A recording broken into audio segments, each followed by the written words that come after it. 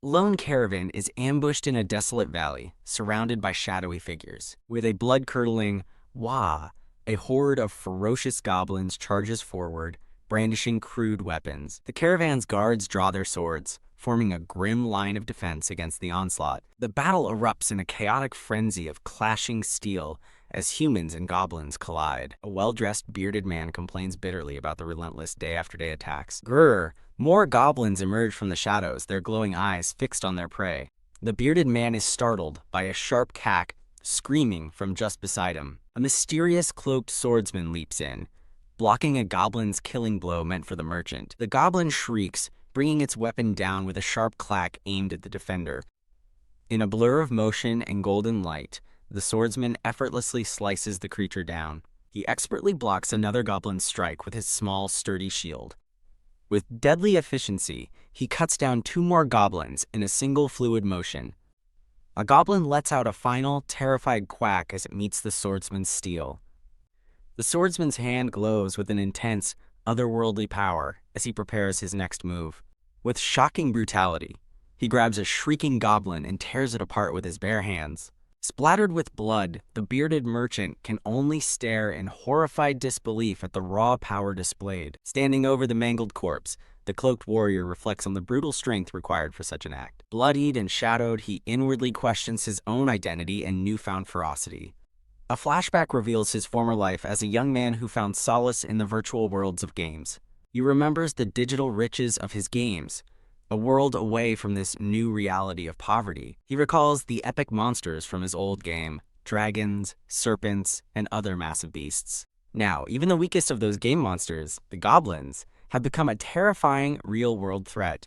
In this new life, he has a new identity.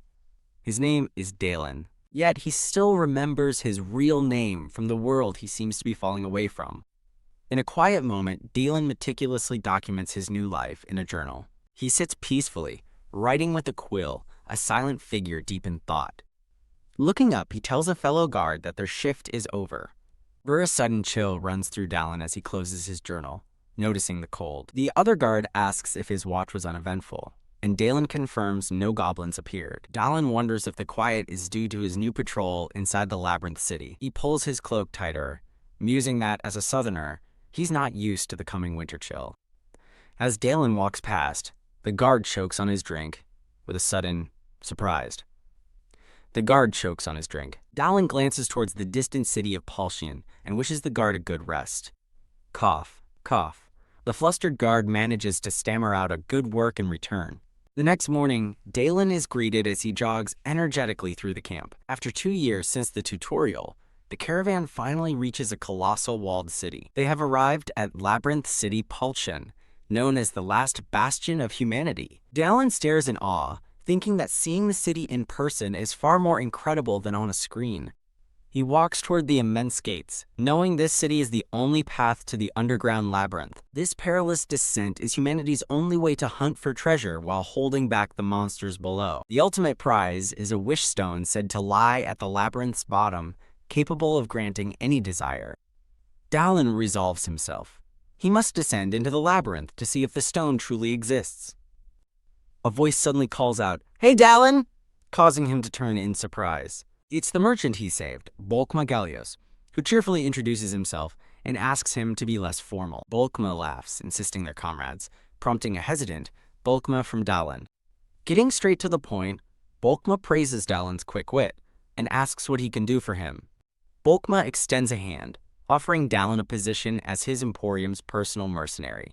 Dalen is stunned, realizing this is a development he never encountered in the game. Personal mercenary? Bolkma confidently declares his belief that Dalen will one day stand among the city's greatest heroes. Dalen realizes Bolkma is trying to hire him before he becomes famous, and Bolkma eagerly agrees it's a good deal for them both. Dalen remains silent, considering the merchant's job offer. Bolkma smiles knowingly, confident in what Dalen's answer will be. Bolkma presents Dalen with a bag of money as his commission, which Dalen mentally notes is 15 shillings. When Dalen questions the generous amount, Bolkma explains that the extra pay is an investment in his future potential. Dalen smirks, realizing Bulkma is trying to secure a good relationship with a warrior he believes will become famous. Bulkma simply asks not to be ignored later on, and Dallin agrees to the terms. With a wave, Bulkma bids him farewell for now. Dallin returns a small salute, wryly accepting his new title as Northern Soldier Dallin. Having concluded his business, Dallin walks alone through the bustling city streets of Palshan. His expression turns serious as he sets off to complete his own personal objective. He briefly recalls Bulkma's unexpected offer to become his Emporium's personal mercenary. This was an event he never encountered in the game, making him wonder if his actions can now change fate. Though the offer was tempting, Dallin knows he has a predetermined mission he must complete first. He leaves the main thoroughfare, purposefully heading deeper into the city's side streets. He makes his way down a narrow alley, his destination clearly in mind. His search leads him to a weathered sign simply marked Inn. Looking up at the building, Dallin confirms to himself that he has arrived at the right place. He steps into the loud, rowdy tavern, filled with the boisterous chatter of adventurers. In one corner, a bald man loudly brags to his eye-patch-wearing friend about tying someone to a stake. Slam! The man's story ends with him cursing the damned world as he smashes his mug down. Nearby, another adventurer has already passed out drunk, slumped over a table. Dallin calmly scans the chaotic room, certain that this was the location he remembered. He walks further in, recalling an event that took place here right after the game began. Suddenly, he stops, an exclamation mark showing he's found what he was looking for. There on the floor lies the glowing green corpse of a soldier, and he thinks triumphantly that he's finally found it. A system notification appears before him, confirming he has discovered the pathetic soldier's corpse. With a grin, he contemplates his strategy as a system window asks if he wants to collect the corpse. A burst of turquoise energy erupts from Dallin as he makes his choice, his eyes glowing with power. He flashes back to his old life, remembering his love for difficult games that required precise physical control. This particular game, however, was brutally tough, frequently resulting in a game over screen. He recalls the game's core challenge, a weak protagonist against overwhelmingly strong monsters. The game's world was designed to fail, with every potential NPC ally eventually betraying him. Determined to see the end, he had pulled countless all-nighters, dying hundreds of times. Finally, the game had offered him a pay-to-win option to purchase items.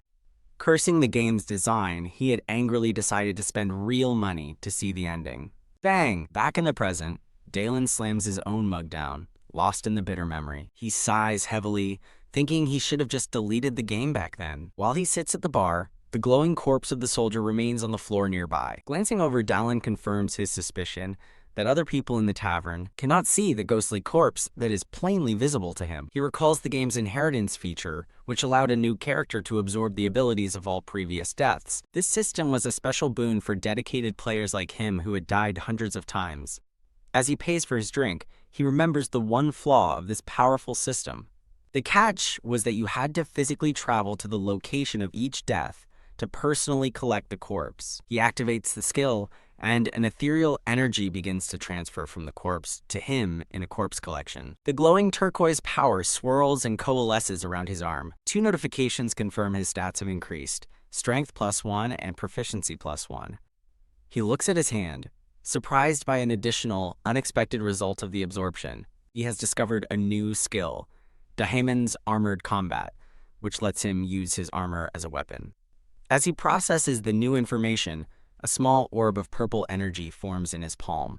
Dallin studies the new skill description, surprised that his past character possessed such an ability. A wicked, toothy grin spreads across his face as he relishes this new power. Nice. His business concluded, Dallin decides it's time to leave the rowdy inn.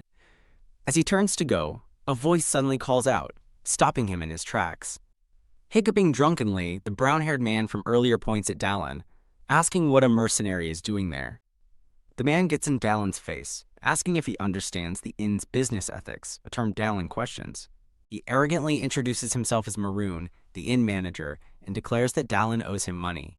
Maroon explains that his fee ensures patrons can drink safely without getting stabbed. As Maroon demands payment, Dallin's eyes fix on the man's familiar-looking dagger.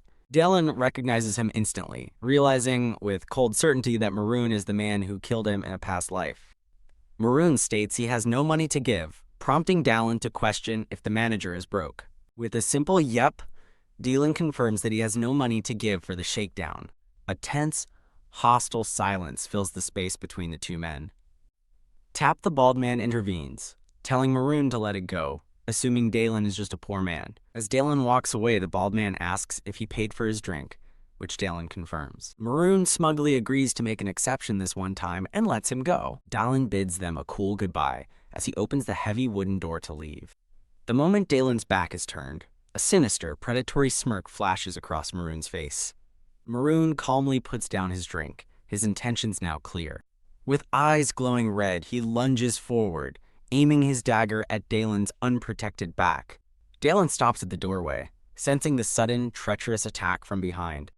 Turning with glowing red eyes of his own, he thinks with grim satisfaction, "I knew it." The scene shifts outside, showing the inn's front door from an alleyway perspective. Maroon's body is violently thrown from the inn, crashing into the street as Dalen stands in the doorway. With a heavy thud, the inn manager hits the dusty ground. Dalen now stands over the groaning Maroon in the cold, snowy alley. Looking down without pity, Dalen declares he won't fall for the same trick twice. From the ground, Maroon spits out a curse in pained frustration. Enraged, Maroon screams for his men to come out and deal with Dalen. The thugs hesitate, unnerved by Dalen's imposing figure, wondering if he's some kind of northern savage. Dalen pauses for a moment, thoughtfully considering his next move. A predatory grin returns as he realizes this is the perfect time to test his new skill. He calmly drops his sword and shield to the ground, readying himself for a different kind of fight. With a cocky grin, he beckons the thugs forward, challenging them to come at me. An off-screen voice orders the thugs to attack the arrogant bastard, and they charge with a battle cry. One of the thugs lunges, screaming "Die!" as he rushes toward the unarmed Dalen. A system window appears as Dalen activates Daemon's armored combat, his body igniting with purple energy. His fist clenches, glowing with immense power as he prepares to meet the charge. He effortlessly blocks a sword strike with nothing but his armored gauntlet. Swirling purple energy follows his movements as he engages the thugs in brutal hand-to-hand combat. The bald thug and his companions swing wildly at Dalen, who easily keeps them at bay. Dalen's cloak becomes a weapon as he gracefully deflects and counters their attacks. A thug's blade screeches against Dalen's magically hardened arm, stopping it completely. He dodges another clumsy attack, moving with fluid, deadly grace. A surprised thug grabs his cloak, shocked that a human body can be as hard as steel. Dalen's fist crackles, with purple power, as he prepares a devastating counterattack. In a sweeping arc of energy, he sends his attackers flying through the air. Maroon screams at his hired thugs in fury, demanding they earn their pay and take him down. A spiky-haired thug grits his teeth and rushes forward with a dagger. Dalen coolly intercepts the lunge, delivering a powerful blow to the man's face. Dalen, cloaked and masked, skillfully evades the charging thugs in the alley. Clang. He grits his teeth, deflecting a blade with his armored arm. A thug stabs at Dalen, who catches the dagger in his bloodied hand while his other fist glows with purple energy. The spiky-haired thug screams in disbelief that Dalen grabbed the sharp blade with his bare hand. Crack with a brutal twist, Dalen snaps the thug's arm. Dalen curses in frustration, annoyed by the outcome of his clumsy move. Standing over the defeated thugs, he examines his bleeding hand, realizing his low skill proficiency caused him to grab the blade instead of the wrist. Checking his system window, he sees his armored combat proficiency is only 1% and laments how brutally hard the game is. The bald man from the inn, now wearing an apron, appears in the doorway and asks in shock what Dalen has done. The bald innkeeper angrily yells from the doorway, accusing Dalen of assault and questioning if a mercenary can act with such impunity. Dalen smirks, dismissing the man's belated threats as his hand tightens on a nearby mug. As the innkeeper threatens to call the guards, Dalen hurls the mug with deadly accuracy. Thwack! Mug shatters against the doorframe just inches from the terrified innkeeper's head. Dalen feigns innocence with a casual apology, claiming his hand slipped. Thunk. He now presses a heavy wooden mallet threateningly against the frightened innkeeper's head. Holding the mallet, Dalen grins menacingly and asks the speechless man what he was trying to say. The scene transitions to a quiet night, showing the rooftop of a pleasant, well-lit inn. Holding a heavy coin purse, Dalen smirks, thinking that since he dealt with the inn owner, he earned quite a bit of money. He walks down a cobblestone street, confident the newfound cash will let him stay at a nice inn. Arriving at a new, much nicer inn, a voice from inside offers a warm welcome. An impeccably dressed innkeeper with a green tie introduces the establishment as the Sword and Shield Inn. The innkeeper politely asks Dalen how long he plans to stay. Dalen presents his mercenary tag, stating he'll be staying for a week as a silver plate mercenary. The innkeeper offers him free breakfast and lunch due to his rank, but notes dinner is separate, quoting a total price of 7 shillings. Dalen hesitates, clutching his coin purse and thinking that the price is still expensive. He makes his way to his assigned room, number 412. Inside, he places his sword and shield on a table, letting out a sigh of relief. Looking out the window at the moonlit sky, he declares that this is the real beginning and that survival is paramount. He resolves to get stronger to stop the world's ruin, acknowledging he needs more money and experience points. Glancing at his gear on the table, he laments that his current abilities and equipment are not enough for the trials ahead. He needs money for better equipment and must level up to fully utilize his powerful inheritor ability. A map of the continent appears, covered in glowing markers, as he recalls that his countless deaths have left corpses scattered everywhere. Clenching his fist, he affirms that collecting all his past corpses will make him stronger than ever before. A vision of monstrous dragons and demons fills the sky, reminding him that time is tight. An army of skeletal demons glares with red eyes, stealing his resolve to prepare as quickly as possible for the coming onslaught. His expression hardens as he realizes he needs a special commission that lets him earn money and collect corpses at the same time. He looks toward a rundown building known as The Nest, deciding to meet its owner the next day. In a dark purple-lit room, a woman with long black hair thoughtfully considers the name Dalen. The woman sits at a desk, cluttered with reports, reading about the soldier from the north who has just arrived. The next morning, Dalen stands outside the impressive inn as an unseen person wishes him a safe trip. With a determined look, he thinks to himself, "Then, shall I be off?" and sets out on his mission. He walks purposefully down a narrow, shadowy alley. Turning a corner, he looks up at a building and concludes that he has finally arrived at his destination.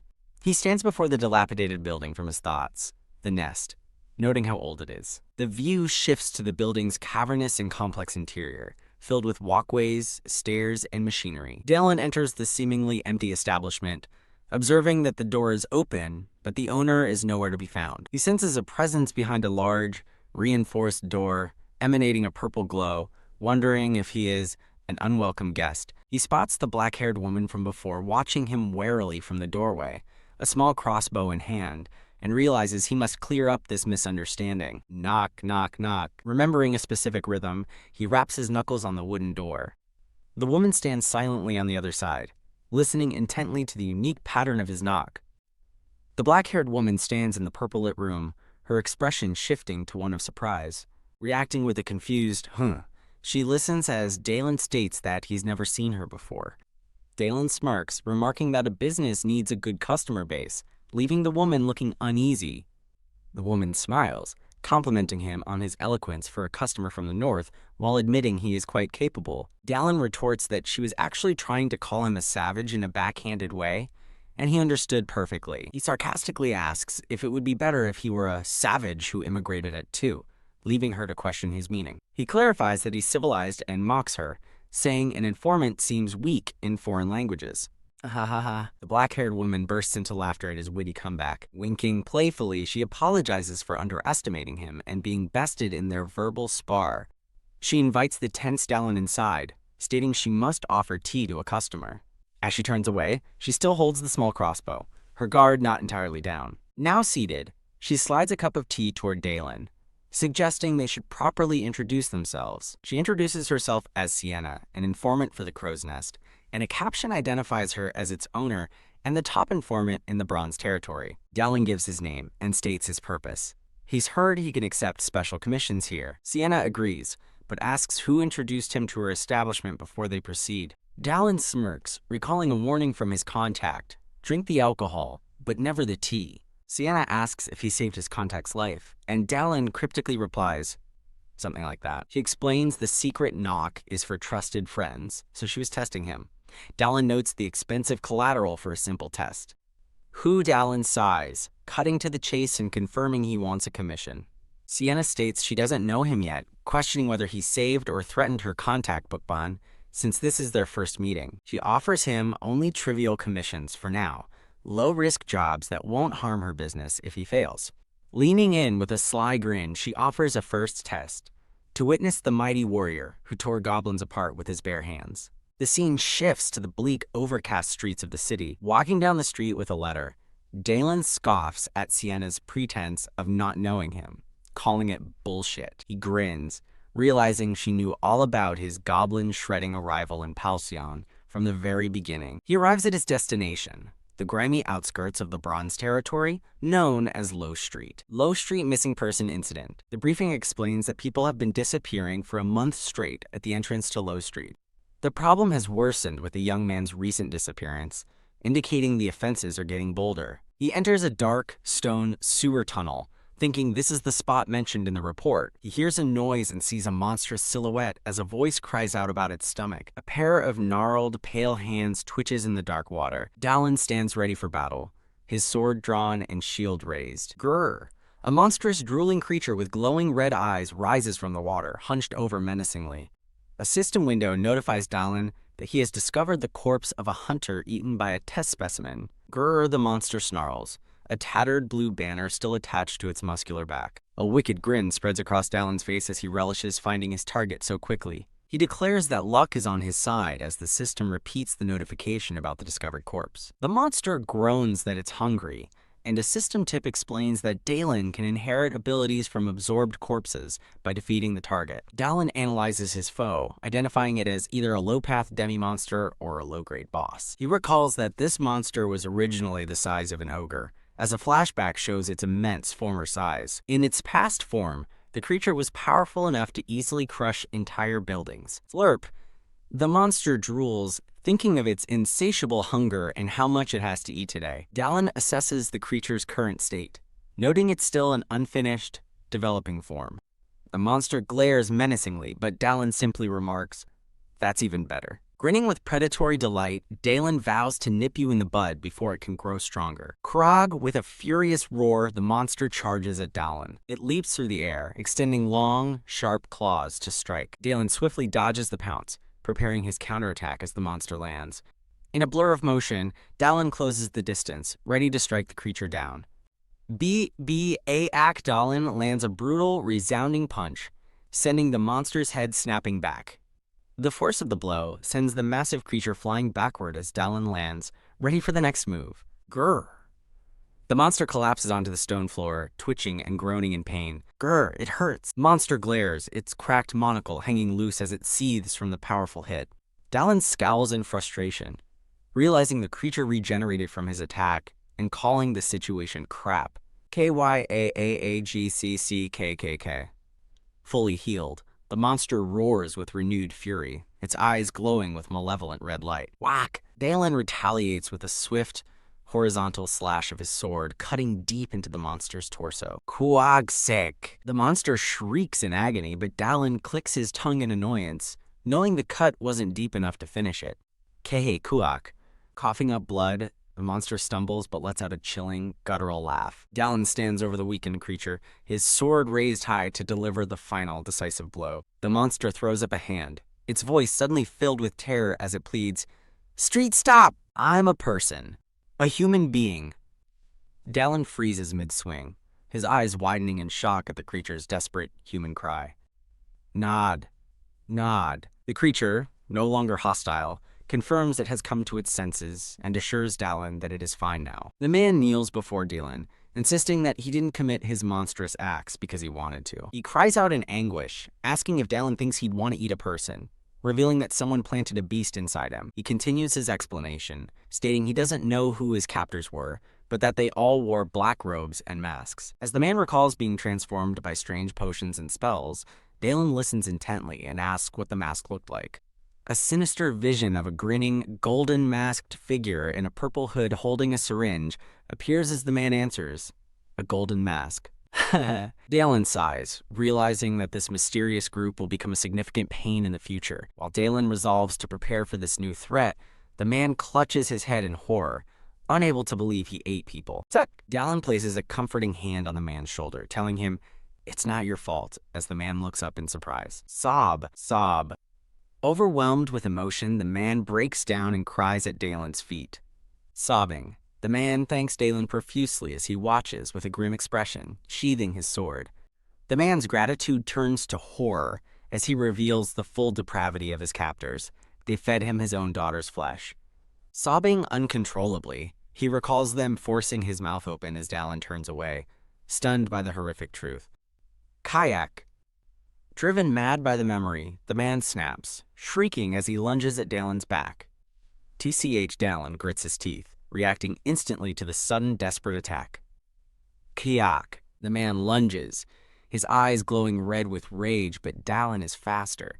In a flash of steel, Dalen spins and cleanly decapitates the tormented man, ending his suffering. He stands stoically as a notification appears, confirming he has eliminated the subject. A system window prompts him, asking if he wishes to retrieve the corpse now floating lifelessly in the water. Dalen stands silently over the body of the fallen man. A grim end to a tragic story. The scene transitions to the exterior of the crow's nest, illuminated by the warm glow of dusk. Inside, Sienna stands with a drink in hand, a knowing smile on her face. Dalen enters the tavern and coolly asks if she's there for a drink. Placing a heavy coin purse on the counter, he reports to Sienna that he has successfully captured the wanted man. Sienna remarks that the rumors about him tearing goblins apart must have been true after all. She commends him on his good work and slides a pouch containing his payment of 15 shillings across the counter. Sienna notes he finished faster than expected, but sternly adds that it doesn't mean she'll pay him more. Dalen clenches his fist, but begrudgingly accepts, muttering, "Yeah, took." He places a second, smaller pouch on the counter, prompting Sienna to ask what it is. He explains that it contains the victim's belongings, causing Sienna's expression to shift in surprise. Sienna questions his actions, and Dalen instructs her to use the money from the pouch to compensate the victim's families or friends. Refusing, Sienna declares she isn't an informant who extorts money and tells him to keep it. As Dalen turns to leave, Sienna reminds him to visit during business hours next time. He smirks over his shoulder, cheekily replying he'll consider it if she offers him a drink instead of tea. Sienna is left speechless by his response, a faint smile gracing her lips. Alone now, she wonders if he was serious, observing that his actions were highly unusual for a mercenary. She crosses her arms, looking down at the pouch of money he left on the counter with a contemplative gaze. A slight, intrigued smile forms on her face as she muses to herself.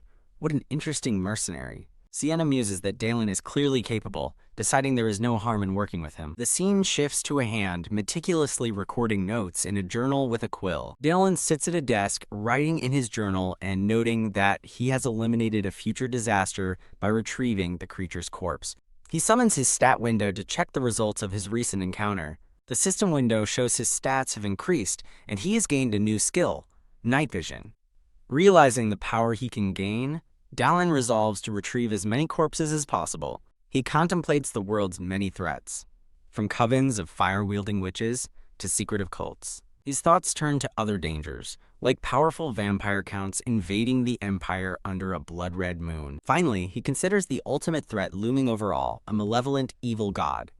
He recalls the transformed man's haunting description of the golden mask worn by his tormentors.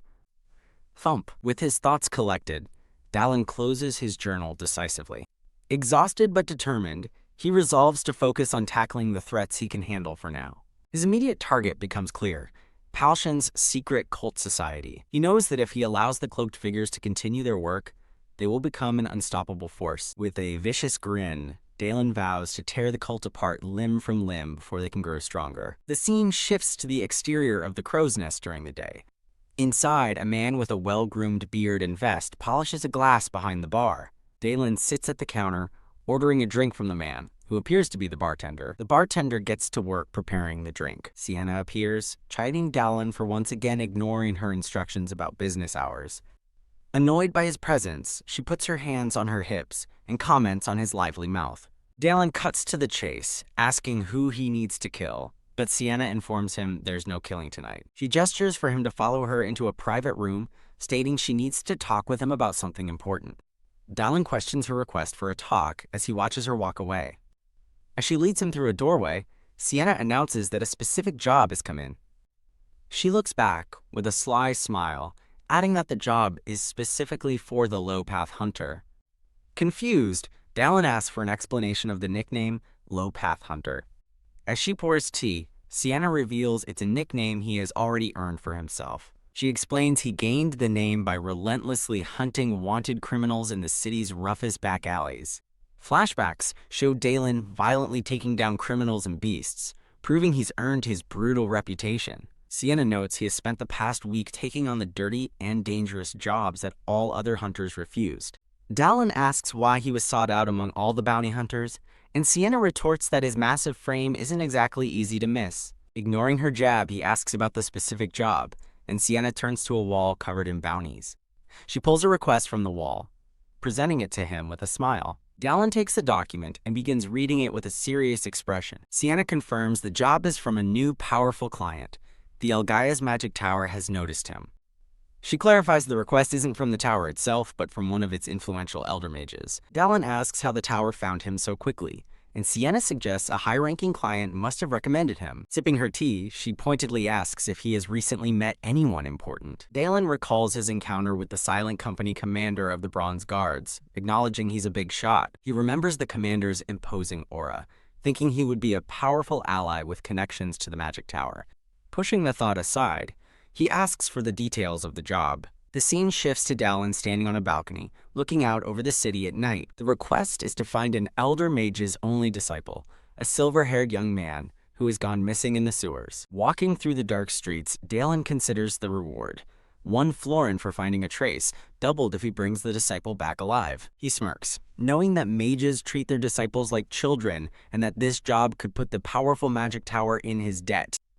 Confident that the favor will pay off, he recalls Sienna's promise to send a skilled guide. At the meeting point, a short figure wearing a blue beret stands waiting for him. His guide is a cheerful, red-haired young woman in overalls, who introduces herself as Penny, the sewer cleaner. Dallin is left utterly speechless, not knowing what to make of his unexpectedly perky guide. Dallin internally observes that his cheerful guide is just a child. As they walk through the vast stone sewers, Penny proudly explains that, as a cleaner, she is responsible for the city's foundation. Dallin notes her strong attachment to her job, and Penny enthusiastically agrees. Dallin questions the dangers of her work, but Penny cheerfully insists the hard work pays off, despite threats like devil worshippers. Dallin observes her with a sidelong glance, silently noting her overwhelmingly positive attitude. He asks how long she's been working this job as they venture deeper, and she replies it's been about 3 years.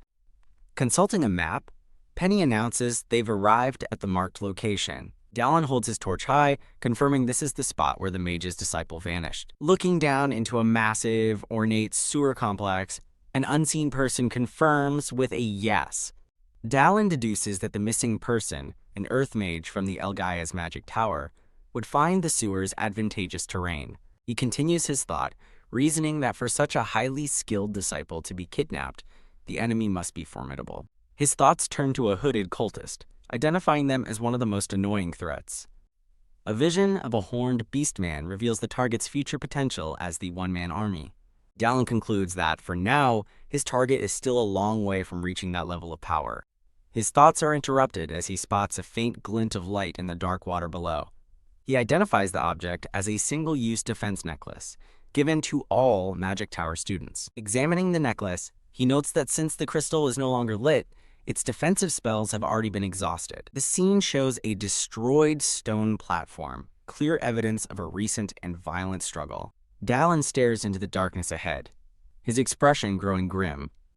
As an unseen voice calls out to him, Dallin turns to Penny and asks about her fighting skills. She nervously claims she's good enough to defend herself, which Dallin acknowledges with a simple, "Good." FWAH. With a swift motion, Dallin draws his sword, preparing for a fight.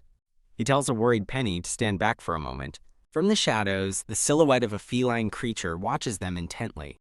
A horde of grotesque bipedal frog monsters begins to emerge from the murky water. Dallin identifies the creature, a frogman with a long purple tongue, as it hisses. He assesses the threat, noting that, while they are low-grade, their high intelligence makes them tricky opponents. Phew! Clutching a small knife, Penny lets out a breath of relief. Seeing her readiness, Dallin smirks and comments that he supposes they have nothing to worry about. Dallin lunges into the fray, launching himself at the attacking frogmen. His eyes glow with cold fury as he unleashes a powerful strike. He cuts down a frogman in a blur of motion. Spinning, he masterfully parries blows from 2 frogmen at once.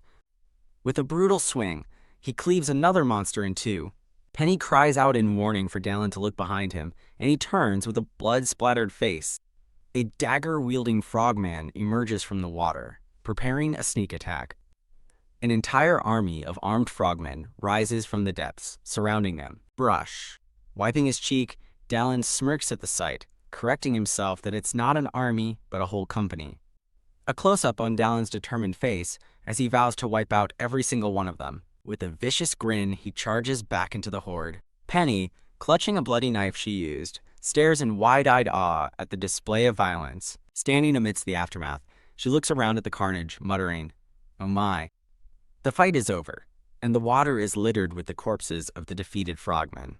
Dallin checks on Penny, who rushes over, assuring him she's uninjured thanks to his protection. She puffs out her chest, boasting that after 3 years on the job, she can handle a couple of frogmen herself. Dallin suddenly warns her not to come any closer, leaving her confused. He whips his sword around just in time to deflect a poisoned dart aimed at Penny. He then parries a second projectile, a vicious-looking curved blade. Ribbit. The sound echoes from the darkness as the blade flies past. Penny asks in shock how he knew one was left, and Dallin explains that monsters become more ferocious when hunting humans. Ping! A system notification appears as his green eye glows, confirming his night vision skill has been activated. Using his enhanced sight, Dallin spots the 2 attackers from before, noting that one is already escaping. He tells Penny to pursue it, confident that the creature's lair must be nearby. Penny stares in awe, amazed that he's still ready for more fighting right after the last battle. Dallin impatiently asks what she's doing, and a startled Penny quickly agrees to follow him. They arrive in a vast, throne-like chamber deep within the sewers. Penny nervously points out that someone is sitting on the distant throne, but Dallin grins, knowing it's their target. A hooded figure sits on a massive throne of blue crystal, holding a staff. As narration reveals, this is the first time seeing him in person. The masked man, identified as Derek Valentino, holds up a glowing crystal and angrily demands to know who touched his experimental specimen. Dallin smirks, recognizing Derek as a boss who killed him in a past life, and sarcastically asks if he can't kill monsters in his way. From his throne, Derek calls the situation strange, noting that normal people don't simply take strolls this deep in the sewers. Kang! Derek slams the butt of his crystal staff onto the ground, with resounding force. As the water bubbles, Derek's voice points out that Dallin didn't even bother chasing the fleeing frogmen to their lair. From the churning water, strange pale blue creatures begin to surface. Splat! One of the bizarre, slug-like creatures lands on the stone walkway. Ha! Penny gasps in shock as the sound of wet-slapping footsteps echoes through the chamber. An impossibly long line of identical, cloaked figures stands at attention along the wall. Penny trembles in terror, imagining the devastation if this army were released into the city. Touch? Dallin places a reassuring hand on Penny's shoulder as she looks up at him with a blush. Blood-splattered but unfazed, Dallin stands ready for the coming fight. Penny's fear turns to resolve as she believes Dallin might be strong enough to defeat the entire frogman army. With a manic grin, Derek raises his crystal and screams for his creations to rip them to shreds. The frogman's bodies begin to contort and bulge, glowing with an ominous light. The entire horde of mutated frogmen charges forward as one. With his bloody sword drawn, Dallin tells Penny to please wait here. Clutching her own bloody knife, a worried Penny watches as he vows to finish this quickly. Dallin prepares for the onslaught, his body coiled like a spring. He concludes that if the caster dies, the frogmen will disperse. Facing the monstrous tide, he knows there is only one way forward. Whoosh! His blade cuts through the air in a gleaming arc. The frogman croaks in surprise as it's caught in the path of Dallin's sword. Dallin announces his plan to break through the middle and kill the caster. He charges headfirst into the horde, cutting down the frogmen in his path. He leaps through the air, his cape flowing behind him as he prepares to strike. A grotesque frogman lunges at him with its mouth wide open, revealing rows of sharp teeth. Dallin meets the attack head-on, his glowing blade clashing with the monster. He lands in a low stance, his sword carving a circle of death around him. He clenches his bloodied fist, his face a mask of furious determination. He smashes his fist into a frogman, sending it flying backward. Undeterred, he continues his relentless advance through the enemy ranks. He spins into a deadly dance, cleaving through multiple monsters at once. A flurry of slashes lights up the dark chamber as he carves his path. He fluidly pivots, his sword a blur as he continues his assault. His shield cracks as it takes a heavy blow from the swarm. He finds himself surrounded on all sides by the relentless frogmen. With a ferocious roar, he unleashes his rage as his skill, Dahamas's armored combat, activates. He takes a savage hit, blood flying from his chest. His fist crackles with intense purple energy as he prepares a counterattack. He lands a devastating punch, shattering a frogman's head on impact. Watching the brutal display, a stunned Derek Valentino mutters, "TH, this psychopath." Stunned by Dalen's power, Derek Valentino internally questions where such a monster came from. Taka final, swift strike cuts through the air with purple energy. Dalen lunges forward in a blur, his glowing eyes fixed on his target. As Derek screams in panic, Dalen unleashes a devastating purple lightning attack called Anarch. Whoosh! The massive energy wave consumes Derek, blasting him backward. Screaming in agony, Derek is fatally impaled by his own crystal staff. Teen Dalen stands silently amidst the aftermath, his grim task complete. A system notification confirms he's discovered the corpse of a mercenary who became a pagan experiment. A flash of memory reveals a dark ritual where a victim is consumed by a swirling red sphere. The gruesome memory concludes as a madly grinning cultist observes the horrific scene. Reaching out his glowing hand, Dalen activates his corpse collection skill. Ping system notifications confirm his sense, stamina, and mana have all increased. A new skill is discovered, Dragon Blood Regeneration, a rare trait with low-grade regenerative properties. Gritting his teeth, Dalen endures a painful surge of teal energy. His body crackles with golden lightning as the regeneration skill activates. A powerful wave of golden energy erupts from Dalen, healing his wounds. The remaining frogmen and a stunned Penny stare in disbelief at his sudden transformation. With his hair now golden brown and his eyes glowing red, Dalen smirks and asks if they're done. He stands confidently before the last of the frogmen, repeating his taunt. The fight is over, the chamber floor littered with the bodies of the slain frogmen. Phew. His transformation complete, Dalen lets out a quiet breath of relief. A voice calls out his name, and Sir Dalen turns with a slight look of annoyance. As Penny rushes over, asking if he's okay, Dalen sternly reminds her he told her to stay put. Blushing, Penny asks if the man he just killed was a person, to which Dalen asks what she means. She marvels at his inhuman feats, from killing dozens with his bare hands to healing his injuries instantly. Dalen asks what she thinks about it all, and a flustered Penny asks why he's asking her. He dryly points out she's the only one there to ask, and she stammers in agreement. Penny nervously admits that he's different from anyone she has ever met. With a blush and shining eyes, she declares her belief that he can accomplish anything. She enthusiastically states that him being human or not doesn't matter, only that he's Sir Dalen, before he cuts her off. Facepalming, Dalen clarifies he isn't asking for her personal thoughts on him. He explains he was asking where she thinks that bastard might have hidden the hostages, leaving Penny speechless. An unseen voice yells in frustration, demanding to know how they are supposed to understand without clear instructions. The scene shifts to a vast, ornate hall with a high, vaulted ceiling. Two cloaked and masked figures, the apostles, have been urgently summoned for a meeting. A smirking, masked apostle grimly announces that Derek has died. Another apostle reacts with a silent, shocked exclamation point. A third apostle demands to know how Derek, one of their own, could have been killed. One apostle notes Derek was formidable despite being a new recruit, while another questions the fate of his 500 frogmen. The masked figure reveals that half of the frogmen are dead. Another apostle reports the rest fled, questioning if the guards were behind the attack. The smirking apostle dismisses the idea it was the guards or the silent company. The lead apostle shockingly reveals it was done by a single person, prompting speculation about a lone mage. Another apostle questions Derek's foolishness in kidnapping an elder's apprentice, but a voice clarifies that Felver Valentino was not involved. The revelation sends a ripple of surprise and intrigue through the assembled apostles. Seated on a throne, Their leader stares down with a sinister grin. The leader declares he didn't summon them to be scared of one measly mercenary. Flinch. He silences a subordinate with a sharp stop. The leader announces he's moving the grand plan forward, unconcerned by Derek's death. A subordinate wonders about the implications of accelerating their grand plan. The masked apostle leader decisively orders the release of funds for a secret drug and the recruitment of warriors. Clenching his fist, he declares their power is meant for crushing opposition, using economic pressure as a weapon. As a flame burns steadily in a brazier, a quiet thought observes that nothing has changed. The leader stands before his followers, vowing that the order of evil will begin with them, and the day the seven walls collapse is near. He overlooks his cloaked subordinates, reinforcing their shared purpose.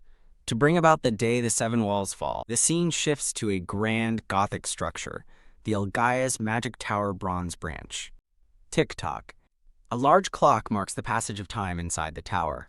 Dallin reclines on a couch in a lavish room, reflecting on how good it feels to be back after 2 years. A woman with dark hair informs Dallin that his commissioner wishes to meet and compensate him in person. Dallin smirks, seeing no harm in accepting an additional reward for his work. Ping! While relaxing on the couch, Dallin calmly summons his status window. His status window confirms his name is Dallin, he is level 4, and he has a new skill, Dragon Blood Regeneration. Dallin's gaze focuses on his newly acquired Dragon Blood Regeneration skill. He reflects on how the skill consumes massive stamina, remembering sleeping for a day after the sewer battle, and concludes his dragon blood is incomplete. Staring at the system window, he realizes the skill's high cost makes it impossible to use continuously in battle.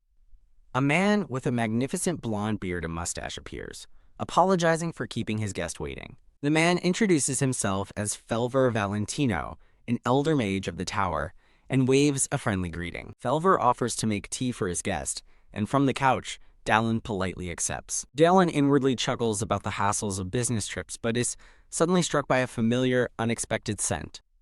To his utter astonishment, the drink brought to him is not tea, but coffee. Felver explains with a knowing smile that he was surprised Dallin, contrary to his appearance, would prefer tea. Dallin gratefully sips the coffee, accepting Felver's offer to send a bag of beans to the crow's nest. Felver formally introduces himself again as an elder mage, a grandmaster, and the lord of a small territory. Revealing he is the teacher of the mage Dallin saved, Felver listens as Dallin introduces himself as Dallin and asks if the blonde mage is okay. Felver assures him that the mage is fine but is currently on probation for his actions. Dallin questions the probation, prompting Felver to ask if he knows why the mage descended into the sewers. Felver explains that his student had found and followed the trail of his first, long-lost apprentice. As his reflection appears in the coffee, Felver reveals the student didn't realize it was Derek's trap to lure him out. Felver expresses his gratitude and awe, admitting he can't believe a mere silverplate mercenary defeated the Frogman army alone. Laughing, Felver agrees that one can't judge people by their rank, as everyone has their own story. He presents Dallin's compensation, a pouch containing 100 silver coins equal to 1 gold coin.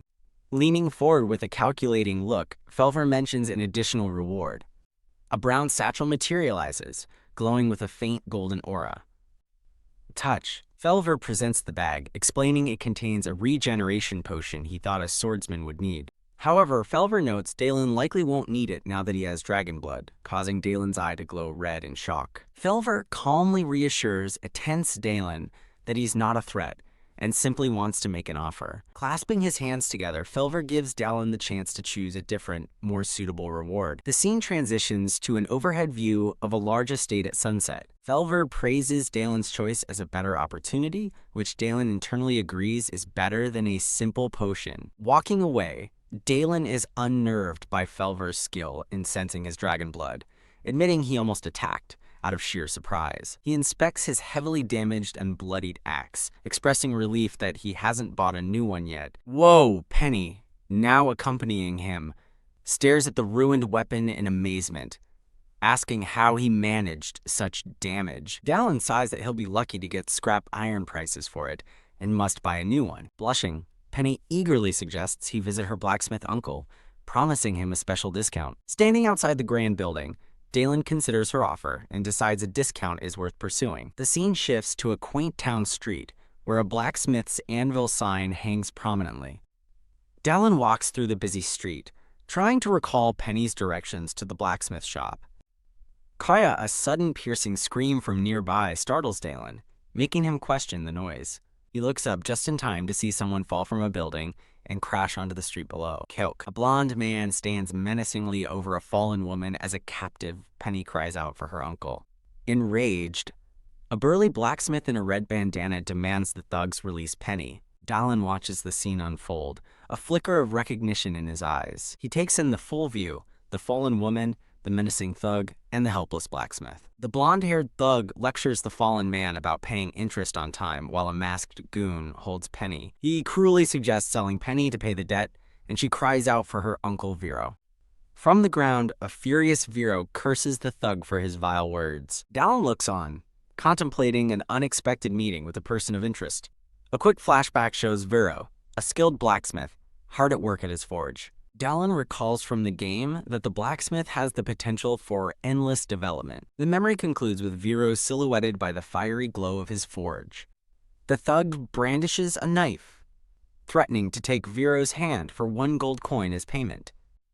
Dallin's hand shoots out, gripping the thug's wrist and stopping the blade. Stunned, the thug demands to be let go as Dallin calmly gets his attention. With shadowy eyes, Dallin menacingly asks what the thug's hand is worth. Ha ha. Maniacal laughter echoes through the streets. Thud. Inside the blacksmith shop, a frosty mug of beer is slammed on the table. Vero gratefully thanks Dallin for saving him and Penny, who stands by his side. Taking a swig of beer, Dallin confirms that he does indeed need a new weapon. Vero apologetically explains he can't forge anything, citing his overwhelming debt to the shop. Dallin questions how a debt could possibly prevent him from making weapons. Cake Vero slams his fist down in frustration, revealing they confiscated all his tools as interest. He continues, explaining the shop offered him a deal, work for them for 5 years to clear his debt. The blacksmith laments that closing his shop means his career is over, leaving him to a bleak future. Dallin correctly deduces they resorted to threats when Vero refused to give up his position. As Vero curses the Telia bastards, Dallin clenches his fist in grim understanding. He confirms to the distraught blacksmith that this predatory takeover was their goal all along. With a confident smirk, Dallin makes a startling offer. He'll repay the debt for him. Shocked, Vero and Penny protest that the debt is 26 florins, an impossible sum for one person. Dallin casually waves off their concerns, assuring them he has a method for everything. In exchange for clearing the debt, he asks for a simple favor: make him some weapons later. With a confident grin, Dallin hefts a new hand axe onto his shoulder. He thanks Vero for the beer and departs, leaving the blacksmith speechless. After Dallin leaves, a still-stunned Vero turns to Penny and asks just who that man is. Blushing, Penny muses that they first need to figure out if he's even human. The scene shifts to the formidable Gallios Emporium bronze branch at nighttime. Dallin approaches a burly worker carrying a wooden beam, who asks what he just said. Dallin cheekily asks the man to lend him a handful of gold coins and a pouch. The worker is left utterly confused as Dallin continues toward the building. Holding a small pouch, Dallin reflects on the commission he's about to undertake. Inside a luxurious office, a bearded man in a robe questions Dallin about a large debt. Munching on grapes, Dallin explains the business debt has inflated to an absurd amount. Cutting to the chase, Dallin asks if he'll get the loan, much to the robed man's amusement. The man asks who the debt is owed to, certain it's not his own emporium. Taking a puff from his cigar, the man listens intently.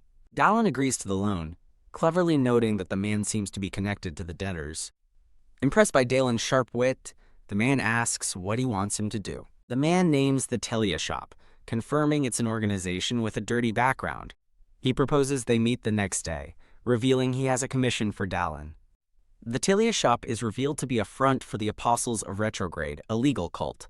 This organization is shown to control the territory's commerce and is the lifeblood of the cultists. As Dallin walks through the darkened city, he muses that while he planned to hunt the Apostles, they conveniently came to him first. TSK. He pauses, realizing he can't just storm the Telia shop, as they are a legal entity requiring a more strategic approach. His priority becomes clear. He must first rescue Leveron from their clutches. Suddenly, a psychic vision flashes through his mind, showing a disturbance at a familiar building. He instantly recognizes the location as Leveron's smithy, and realizes the Telia bastards have finally made their move. Without hesitation, Dallin bursts into motion, racing across the rooftops toward the chaos. He arrives to see a street gang cornering citizens, led by a menacing, club-wielding brute. The gang's leader taunts an old man, sneering that they're after something far more valuable than petty change. A blacksmith with a red bandana lever on defiantly brandishes his hammer to protect a terrified young woman, ordering the thugs to back off. The lead thug mockingly feigns terror at the hammer, sarcastically begging for his life. He then reveals the massive crowd of thugs behind him, smugly asking the blacksmith how long he thinks he can last against them. Hoo-ha-ha. Overwhelmed by the sheer numbers, Leveron falls silent, his face grim with despair. The leader points forward, ordering his men to seize both the blacksmith and the young woman. An axe suddenly flies through the air, spinning directly towards the gang leader. Quack! The blade impales the leader's hand, stopping him in his tracks with a scream of agony. The force of the blow pins the thug's hand to the cobblestone street, bringing his charge to a dead halt. A cloaked Dallin appears from the shadows, grabbing a thug whose warning cry is cut short. In a flash of brutal motion, Dallin snaps the man's neck.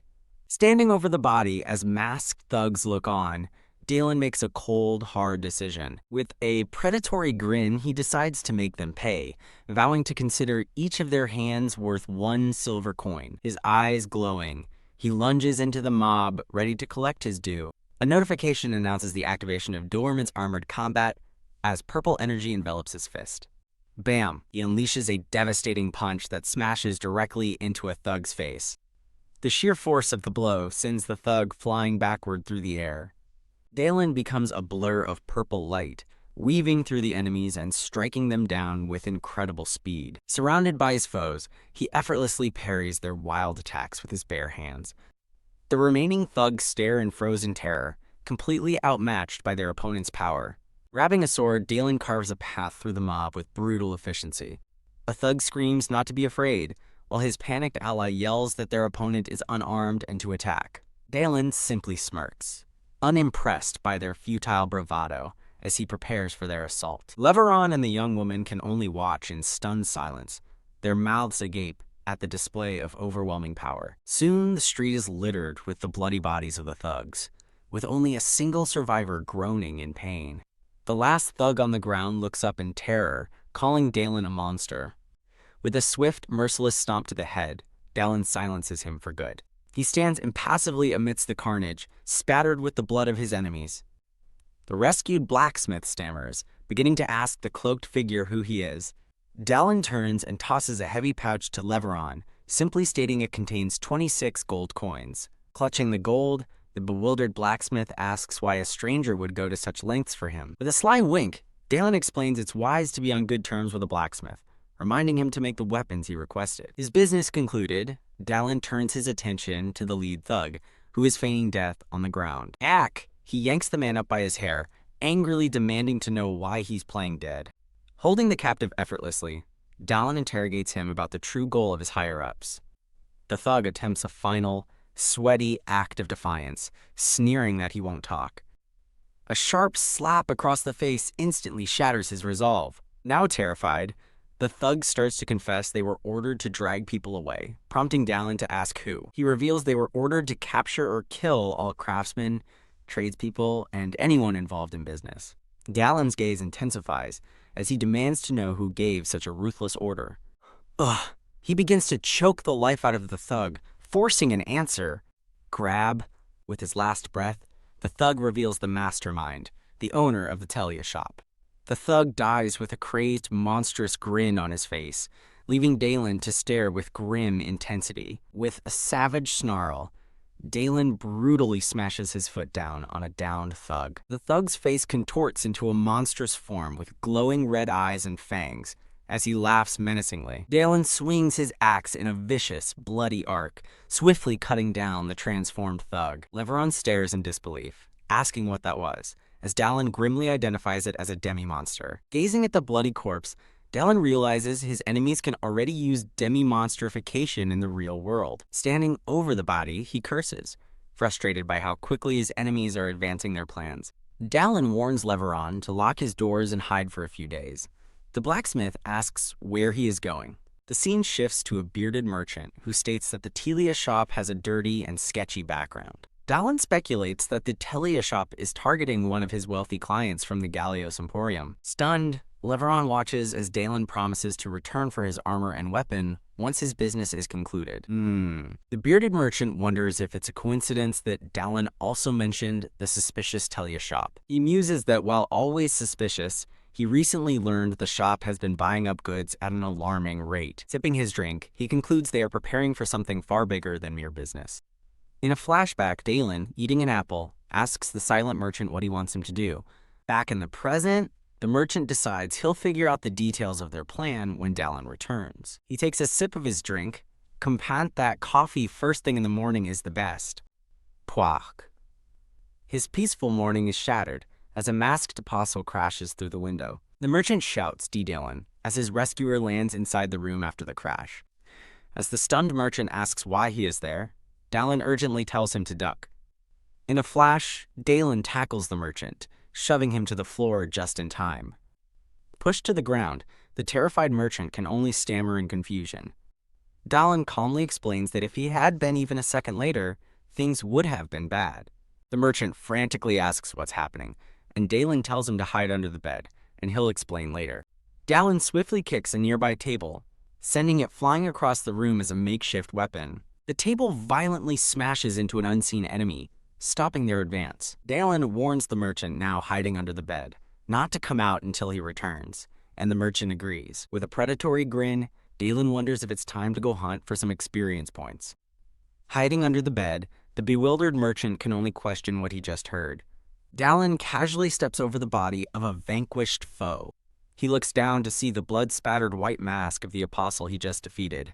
His gaze sharpens with grim determination. He spots the main forces of the white and gold-masked apostles mobilizing across the rooftops. Realizing the apostles are on the move, he concludes they won't remain idle any longer. Gripping his bloody axe, Dallin understands they are running out of time before the enemy's big plan is executed.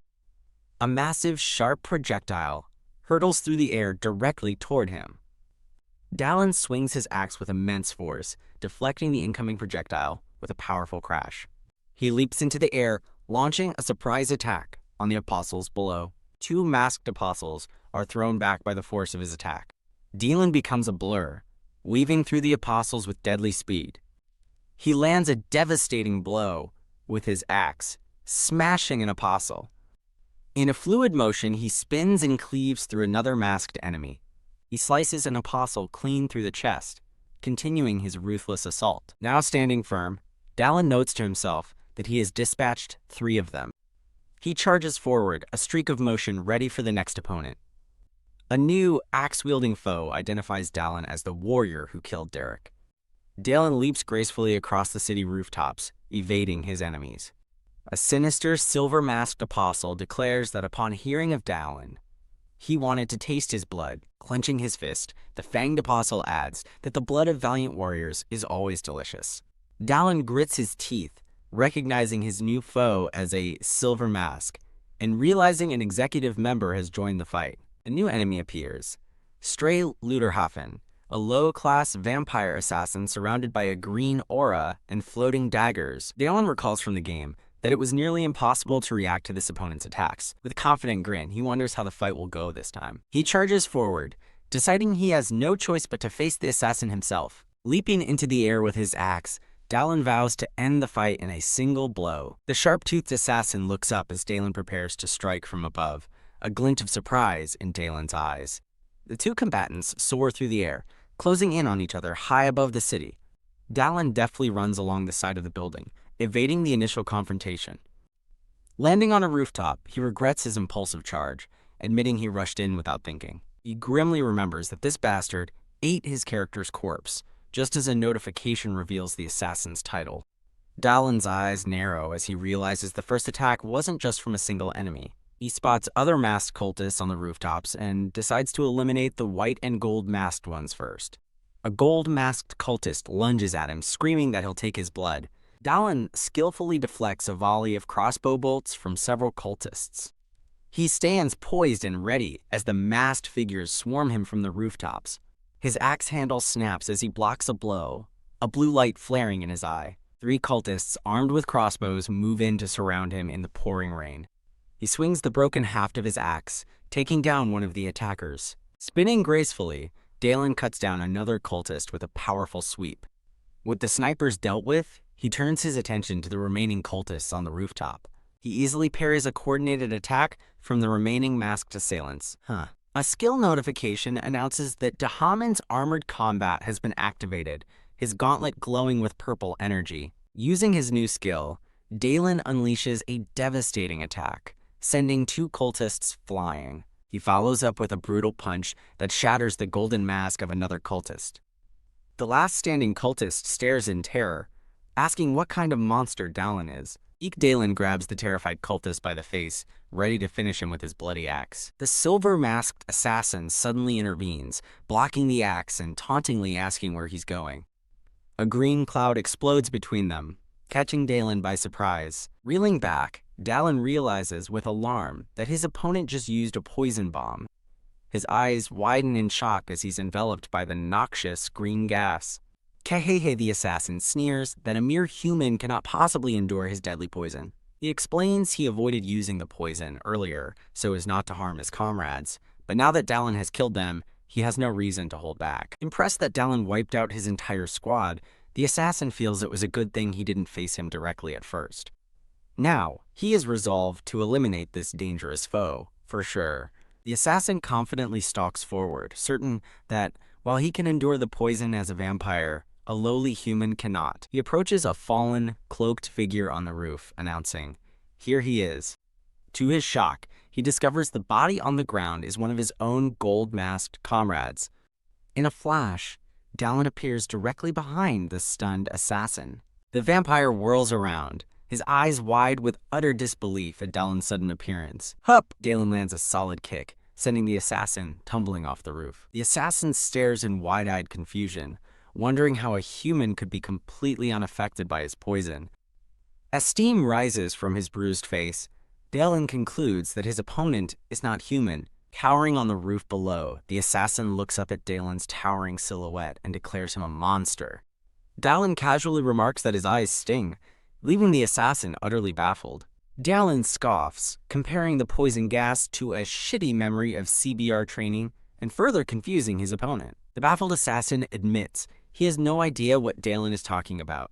Infuriated, he tells Dalen to stop talking nonsense and just die already, lunging forward for another attack. Smirking, Dalen questions his repetitive attack patterns as his dragon blood regeneration skill activates once more. Kook.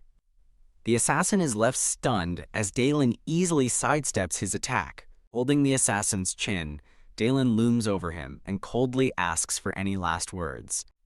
Choked by Dalen, the stunned vampire demands to know how he is enduring the deadly poison. Incredulous, the assassin insists that no human could possibly withstand his poison, not even Dalen. Snap Dalen breaks the vampire's neck, telling him he's too loud as a notification confirms his target is killed. Dalen reflects that he was lucky to face a low-level vampire, as a stronger one would have escaped. A notification announces the discovery of a corpse belonging to an assassin who was killed after trying to hunt a vampire. A system window prompts Dalen to collect the corpse as he gazes down, considering the offer. Surrounded by a swirling blue aura, Dalen activates his corpse collection skill. A notification confirms he has inherited new abilities from the corpse, Strength +3 and the Leap skill. The scene shifts to a room with a broken window and embedded arrows, prompting the thought, an assassination. The bearded Emporium owner stands ready with a sword, shocked at the idea of an assassination in broad daylight. Peeking out the shattered window, he tries to reassure himself, noting that his head is, thankfully, still attached. Surveying the quiet city outside, he silently wonders if the entire ordeal was just a bad dream. Deciding to be cautious, the man resolves to call his guards just in case. He rushes to a door, knocking urgently and calling out for Dalen, hoping he's still alive. Kun? The door explodes inward as a fist smashes through it, right towards the owner's face. Staggering back, the startled owner begins to ask a question. He collapses to the floor in a heap, the doorknob having snapped off in his hand. Lying in the rubble, Dalen muses that he needs to control his newfound strength better. Dalen enters the room, reporting he's finished, only to find the owner on the floor asking what he's doing. Foaming at the mouth, the distraught owner asks if Dalen was poisoned and laments that this is why he told him to hide under the bed. As a pair of heeled boots step into view, a woman's voice wonders what all the noise is about. A black-haired woman with arms crossed identifies Dalen, who in turn recognizes her as Sienna. Sienna lets out a small laugh, coyly asking Dalen what he is doing in a place like this. She confidently announces to Dalen that she has brought the information he was looking for. The three now sit in a lavish room, where Dalen begins the conversation with a simple, "So?" The Emporium owner, now composed, asks Sienna if she is the informant from the crow's nest. Taking a sip of tea, Sienna calmly confirms her identity as Sienna of the crow's nest. The owner realizes she must have planted someone in his emporium, which Sienna confirms was how she found Dalen. Sienna turns her attention back to Dalen, reminding him she has the information he requested. She smiles, revealing she has discovered the organization connected to the silver mask Dalen gave her. Holding the broken, bloody mask, Dalen muses that Sienna is more capable than he thought, given the short time she had to investigate. Putting the mask aside, Dalen gets straight to the point and asks Sienna who they are. Sienna reveals they are heretics who serve an evil god and call themselves the Apostles of Retrograde. She places a book on the table, stating she has one more piece of information. The Emporium owner is shocked to see the book, but Sienna confirms it is the ledger of the Telia shop. Sienna explains her investigation revealed the Telia shop owner is an executive of the Apostles of Retrograde. She further elaborates that the shop has recently been stockpiling vast quantities of medicine, weapons, and metal. Pointing to a map, Sienna identifies a neglected storage facility as the place where the goods are being gathered. Dalen realizes with dawning horror that the Apostles have been stationed at a location he knows. Sienna confirms sightings of masked heretics, kidnapped craftsmen and merchants, and hired thugs in that area. Dalen pieces it all together. The Apostles are creating demi-monsters and using forced labor and funds to build an army. His expression grim, Dalen reaches a grave conclusion: a war is about to begin. Dalen inquires about the Bronze Guards, questioning if Sienna's connection to their commander has yielded any news. Sienna explains she has informed the commander and he has agreed to cooperate, but there is a problem. The commander cannot attack a shop without clear evidence, let alone a storage facility outside his patrol jurisdiction. Dalen confidently assures her that this is not a problem. With a wide, cunning grin, he declares they simply need to create a reason for the guards to intervene.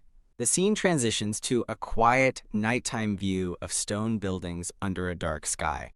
A cloaked guard shivers on lookout, complaining that the winter feels especially cold this year. Another guard joins the complaint, wondering why the believers are stuck on watch duty instead of the thugs. Two cloaked guards stand watch, with one complaining they are stuck guarding a single building. His partner sharply tells him to be quiet, warning he'll be killed if a golden-masked apostle hears him. The second guard smirks, eagerly anticipating that the apostles' grand plan, a God-willed revolution, will begin soon. Thud! The grinning guard is suddenly punched in the face, letting out a confused "huh?" His shocked companion turns around, asking what's wrong as his partner collapses. A cloaked Dalen stands silently over the body of the now unconscious guard. The guard on the ground looks up in horror, asking about the white and gold masks he's just seen. Dalen looms over him, coldly confirming that he has killed them all. The terrified guard can only stammer, his face pale with shock and fear. Before he can finish speaking, Dalen delivers a swift kick, knocking him out. With a look of cold determination, Dalen stands ready for the next phase of his assault. He mentally calculates that, including the guards he just defeated, there are a total of 30 enemies. Looking down, he sees the bodies of apostles, scattered across the streets and rooftops below. Dalen leaps from the rooftop, declaring that now there is no one left to impede his attack. He soars through the dark, rainy night, a cloaked figure of vengeance. He lands with a powerful thud on another roof, ready to continue his mission. Gazing at the empty back alleys, he grimly assumes the local beggars and addicts have been turned into demi-monsters. He concludes that since the apostles have accelerated their grand plan, they no longer intend to move in secret. A flashback shows Sienna with a bronze guard, reminding Dalen of the promise of assistance they received that morning. Dalen recalls his plan: get through the guards, enter the storage facility, eliminate all enemies, and start a fire. The plan concludes that once chaos ensues, the conveniently nearby guards will arrive to suppress the fire. Back in the present, Dallin looks up at the target building, admitting that one thing is bothering him. He observes that the building has 5 floors and that the Telia shop owner must be inside. A vision of the muscular, scarred shop owner standing before a purple banner flashes in his mind. He questions whether the shop owner would actually remain in the building once the first floor is breached, musing that one must always prepare when fighting heretics. Dalen reveals a small card and smiles knowingly. Realizing the worst outcome would be losing the shop owner, he declares he chose another method. He twists in midair, preparing for a powerful move. Crashing to the ground, he shatters the stone beneath him with immense force. With eyes glowing, Dalen clenches his fist as a notification announces his leap skill has been activated. A blur of motion streaks upwards from the ground towards the top of the tall building. Dalen soars through the air, heading directly for the upper floors of the Apostle's stronghold. He propels himself upward in a massive, brilliant blue beam of energy, like a human cannonball. Having reached the top, he lands and thinks to himself that it's been a while. Keek. He stands on a balcony, looking down at a courtyard teeming with apostles below. Keek, his gaze falls upon a horrifying sight, a prison filled with a demi-monster army and their tormented victims. Staring at a monstrous skull, Dalen grimly notes that the scene brings back unpleasant memories. Inside, a bearded man sits before a statue, believing he has witnessed the presence of God through the apostles. He stands and walks forward, thinking that this is his first time seeing these things with his own eyes. The man, identified as Achilles Philonom, the Telia shop owner, holds up a mask and asks if someone wrote a spell. Grab. Dalen, holding his axe, replies that he doesn't know much about spells. With a predatory grin, Dalen mocks the rich shop owner, suggesting he see an eye doctor if his eyes hurt. Their weapons clash in a brilliant explosion of light and sparks. An apostle swings a glowing blue sword down towards his opponent. Dalen's armored fist effortlessly stops the blade cold. He then parries another strike from Achilles with the flat of his axe. Achilles stares in disbelief, realizing Dalen has the power of a giant and that his apostle's defeat was no coincidence. Dalen vaults over an apostle, swinging his axe down in a devastating arc. Achilles watches, sweating nervously as the battle rages around him. Ripping his sword, he declares he must get rid of this obstacle as a dark aura envelops him. The silver mask's eye glows with red energy, focusing his intense gaze on his opponent. Dalen looks on in shock, recognizing the powerful spell being cast. As the silver mask chants from above, Dalen realizes his enemy is awakening the demi-monsters right from the start. From the swirling red energy, monstrous fanged creatures with glowing eyes begin to form. The apostle notes that the spell will take time to activate as more ghoulish monsters begin to materialize. Seizing the opportunity, Dalen decides he must strike before the creatures are fully mobile. He resolves to target the boss directly and lunges forward, his axe glowing with power, to drain his stamina. Wish! Dalen hurls his axe, which spins rapidly through the air toward the apostle. A hooded, star-masked apostle appears, raising his own axe to intercept the attack. Clang. The weapons meet in a brilliant flash of sparks as the apostle blocks Dalen's throw. The force of the impact sends the apostle's axes flying from his grasp. Grab. In a swift motion, Dalen catches one of the falling axes out of the air.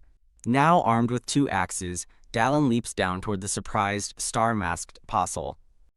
He brings both axes down in a powerful strike, which his enemy barely manages to parry. The star-masked apostle stares in disbelief, shocked by the turn of events. Stumbling backward, the apostle struggles to regain his footing after the powerful blow. Dalen follows up with a swift, brutal punch directly to the apostle's masked face. The force of the blow sends the apostle flying, cracking his mask upon impact. The 2 warriors clash again in a furious exchange of blows. Dalen and the star-masked apostle lock eyes, their expressions equally grim and determined. With a confident smirk, Dalen swings his axe in a powerful blue-glowing arc. The apostle counters with his own attack, his weapon trailing red energy. Dalen lands a devastating punch, sending his opponent reeling backward from the force. Their weapons collide in a blinding flash of red and blue energy. Dalen's attack lands, sending the star-masked apostle crashing to the ground defeated. Arg! The defeated apostle cries out in agony, his face contorted in pain. Dallin stands over his fallen foe, raising an axe to deliver the final strike. He brings the weapon down with crushing force, ending the fight with a massive impact. Elsewhere, the Silver Mask, the executive who cast the spell, coughs while kneeling in exhaustion. His face now bloodied, the Silver Mask grimly admits that was just enough time. He stares intently as a mysterious blue flame ignites before him. Now fully awakened, the demi-monsters roar as their eyes begin to glow with an eerie blue light. A horde of ravenous demi-monsters stands ready, their eyes now glowing a menacing red. Grrr! A fanged monster snarls, drool dripping from its maw as it fixes its glowing red eyes on its prey. The monstrous horde shrieks as they charge forward in a terrifying wave. Kia! Dallin stands unfazed, calmly awaiting the onslaught of the screaming monsters. A notification appears, revealing he has discovered a mage that uses a sword's corpse, prompting a surprised wow from Dallin. Flashing a fanged grin, Dallin prepares to meet the charging horde head-on. He leaps directly into the fray, a blur of motion against the monstrous tide. Blood splatters as Dallin carves a path through the demi-monsters with vicious efficiency. A watching enemy calls Dallin a monster. Amazed, he shows no signs of fatigue from fighting the horde. The Silver Mask clutches his shattered armor in disbelief, recalling how Dallin destroyed it with his bare fists. Sweat drips down his face as he realizes the direness of his situation. He rises, brandishing his sword as a faint aura surrounds him. He recalls his plan: to lay an ambush while his opponent was distracted by the demi-monsters. He prepares to unleash Skandin's two swords, a powerful skill he learned from the Knight's Order. Steeling his resolve, he knows that in his current state, he only has one opportunity to succeed. He dives toward his target, striking at one of the unaware demi-monsters. His attack descends as a massive pillar of light, striking the ground with immense power. He plunges his glowing sword downward, channeling his energy into the decisive final blow. In a moment of pure focus, the bloodied Silver Mask grits his teeth, ready to strike. He vows to pierce the nape of a charging demi-monster with his next attack.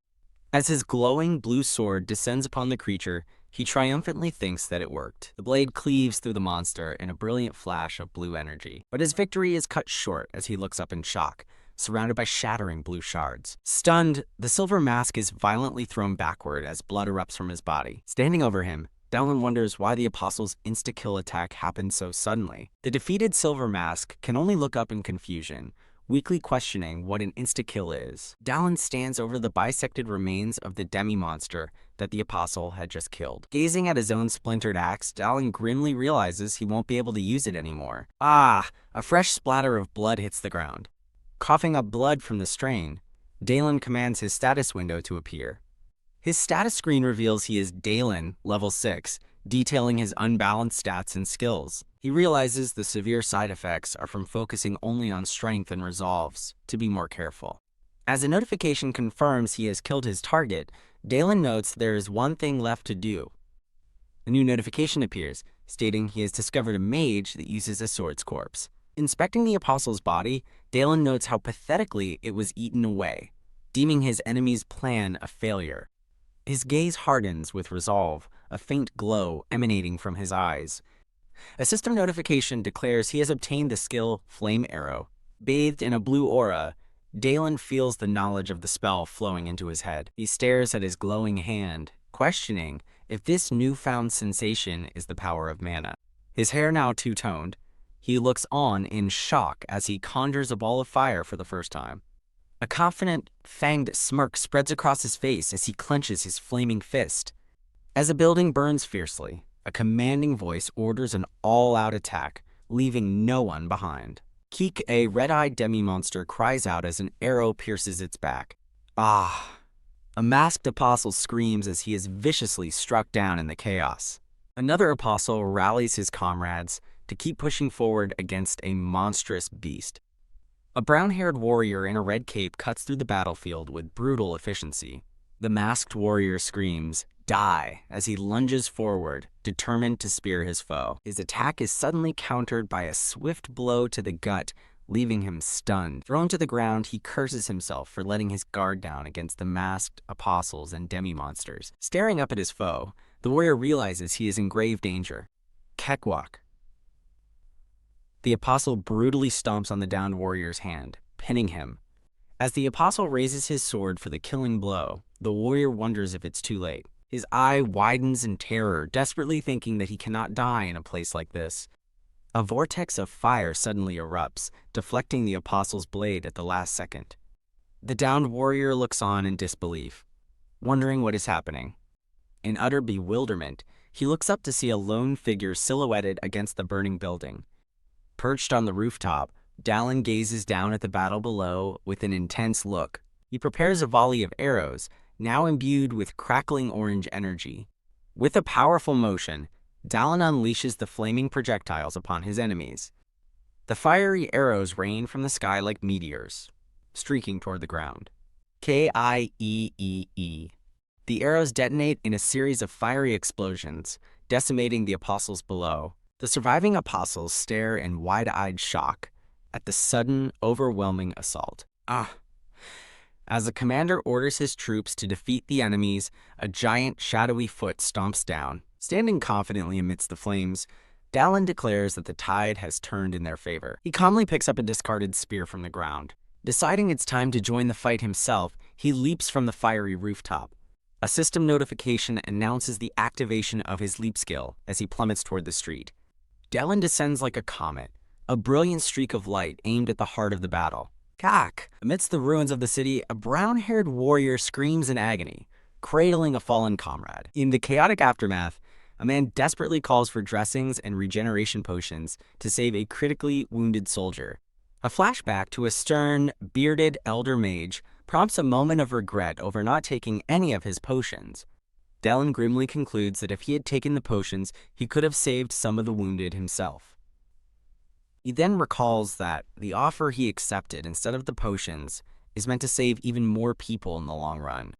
A white-haired man in armor approaches Dallin, stating that they are finally meeting. The man introduces himself as Gawain, the silent squadron leader of the Bronze Guards. Gawain formally thanks Dallin on behalf of the Bronze Guards, crediting his support for their victory over the enemies. Impressed by the squadron leader's talent, Dallin decides he should foster a friendly relationship with him. Clasp. As they shake hands, Dallin confirms with Gawain that he was the one who told Elder Elgaius about him.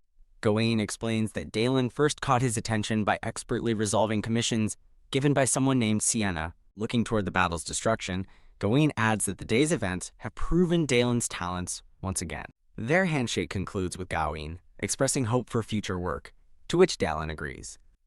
A sudden, sharp sensation causes Dallin's expression to turn grim. Clutching his head in pain, Dallin realizes he pushed himself too hard and desperately needs to rest. Deciding to take his leave, Dallin turns to go as Gawain watches him. Gawain calls out a final piece of advice, urging Dallin to wear armor for protection regardless of his strength. With a knowing smirk, Dallin thinks to himself that getting new armor was already on his agenda. The scene shifts to a bright day in a bustling town, where life seems to have returned to normal. Now cloaked, Dallin walks through the crowd, trying to recall the directions to a specific location. He stops before a large stone building, confirming to himself that he's found the right place. Leaning through the doorway with a friendly grin, Dallin cheerfully greets the occupants. A young, red-haired woman with a mug looks up, her face lighting up as she recognizes Sir Dallin. She excitedly calls out to her uncle that Sir Dallin has arrived, catching the attention of a muscular blacksmith. The blacksmith, sweating from his work, smiles, remarking that Dallin has come at the perfect time. The blacksmith presents a large wooden chest, announcing that he has finished what Dallin asked for. Dallin thanks him for preparing it on time, and the blacksmith replies that he hopes he likes it. Now wearing a new fur-lined chest plate, Dallin smiles in satisfaction, glad he commissioned the piece. The blacksmith laughs in relief and generously invites Dallin to choose a weapon from the display stand as well. Dallin gratefully accepts, selecting a new axe and noting that his old one just broke. His expression sharpens as he senses an arrival at the doorway, wondering if they're here already. As Dallin apologizes for not having the full payment, the blacksmith waves it off, stating he owes Dallin for helping him set up the smithy. Dallin gratefully accepts the new equipment, promising it will be of great help in the future. The blacksmith proudly declares his unwavering support for Dallin in return. Outside, Dallin greets the hooded warrior he saved, guessing from his quick arrival that the situation is serious. The hooded warrior apologizes for interrupting, but confirms that the situation is indeed dire. Gawain steps forward and gets straight to the point, asking Dallin for his help. With a grim expression, Gawain reveals that the remaining heretic forces have assembled. A vision of the sinister, masked cultists appears as Gawain explains something crucial has fallen into their hands. The scene shows the heretics standing victorious over the bodies of fallen soldiers in a blood-red city. A warrior in an orange cloak gallops furiously on horseback, racing across the plains. A brown-haired man riding beside him demands a rundown on how the 8th territory was conquered. The orange-cloaked warrior explains they found the heretics' stronghold after getting a tip from the Telia shop. But by the time they gathered their forces to raid the location, the heretics had already vanished. He continues, revealing the heretics had a hidden dwelling in the 8th territory where they gathered their monsters. From this hidden base, the heretics launched a surprise attack and successfully conquered most of the territory. The warrior finishes his report by stating they only barely managed to set up a defensive line on the border. Back in the present, Dalen grits his teeth, frustrated that the enemy's actions are deviating from the game he knows. He reflects on the rapidly escalating crisis, shocked this disaster happened just 2 days after the initial attack. A fierce grin spreads across his face as he realizes these changes prove he is slowly steering events away from ruin. Resolved not to miss this opportunity, Dalen gallops furiously toward the border. The scene shifts to a tense military encampment, where red-hooded soldiers stand guard on the defensive line. Bang! Inside a tent, a hand slams down on a table during a heated war council. The 7th Territory Chief Guard protests any advance, fearing annihilation and questioning who would take responsibility. A younger, blonde-haired guard argues they cannot abandon the people in the 8th Territory, sparking a furious debate. The 7th Territory's chief insists their only duty is to hold the line until reinforcements from the Silver Territory arrive. Identified as the 8th Territory Chief Guard, the younger man accuses his counterpart of neglecting the citizens. Another guard coldly retorts that the 8TH's chief should have prevented the disaster, leaving him speechless. A sinister smirk crosses the 7th Territory Chief Guard's face as he thinks that events are proceeding as expected. The Chief Guard suggests a blockade, claiming the heretics will self-destruct, but a voice interrupts, stating they will not. Startled by the interruption, the Chief Guard looks over his shoulder in shock. The 8th Territory Chief Guard also turns, his expression filled with stunned silence. Dalen appears, calling their plan complacent and warning that the heretics will only grow stronger and counterattack. Utterly bewildered by the intrusion, the 7th Territory Chief Guard can only manage a confused, "What?" As the Chief Guard dismisses the mere mercenary, Gawain steps forward, warning him to watch his words.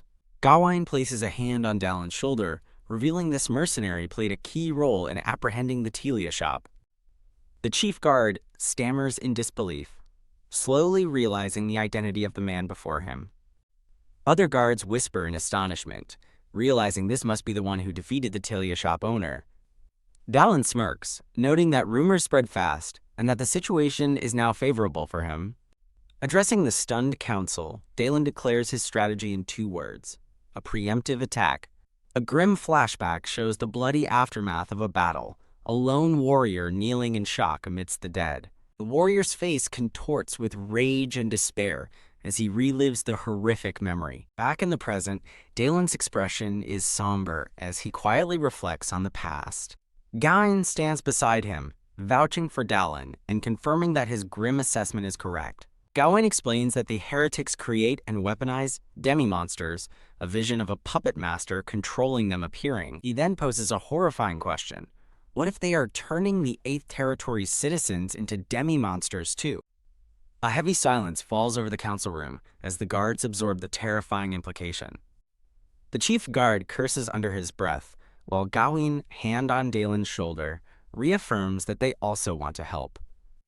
One of the 8th Territory's men explains they were hit so hard, they barely managed to establish a defensive line.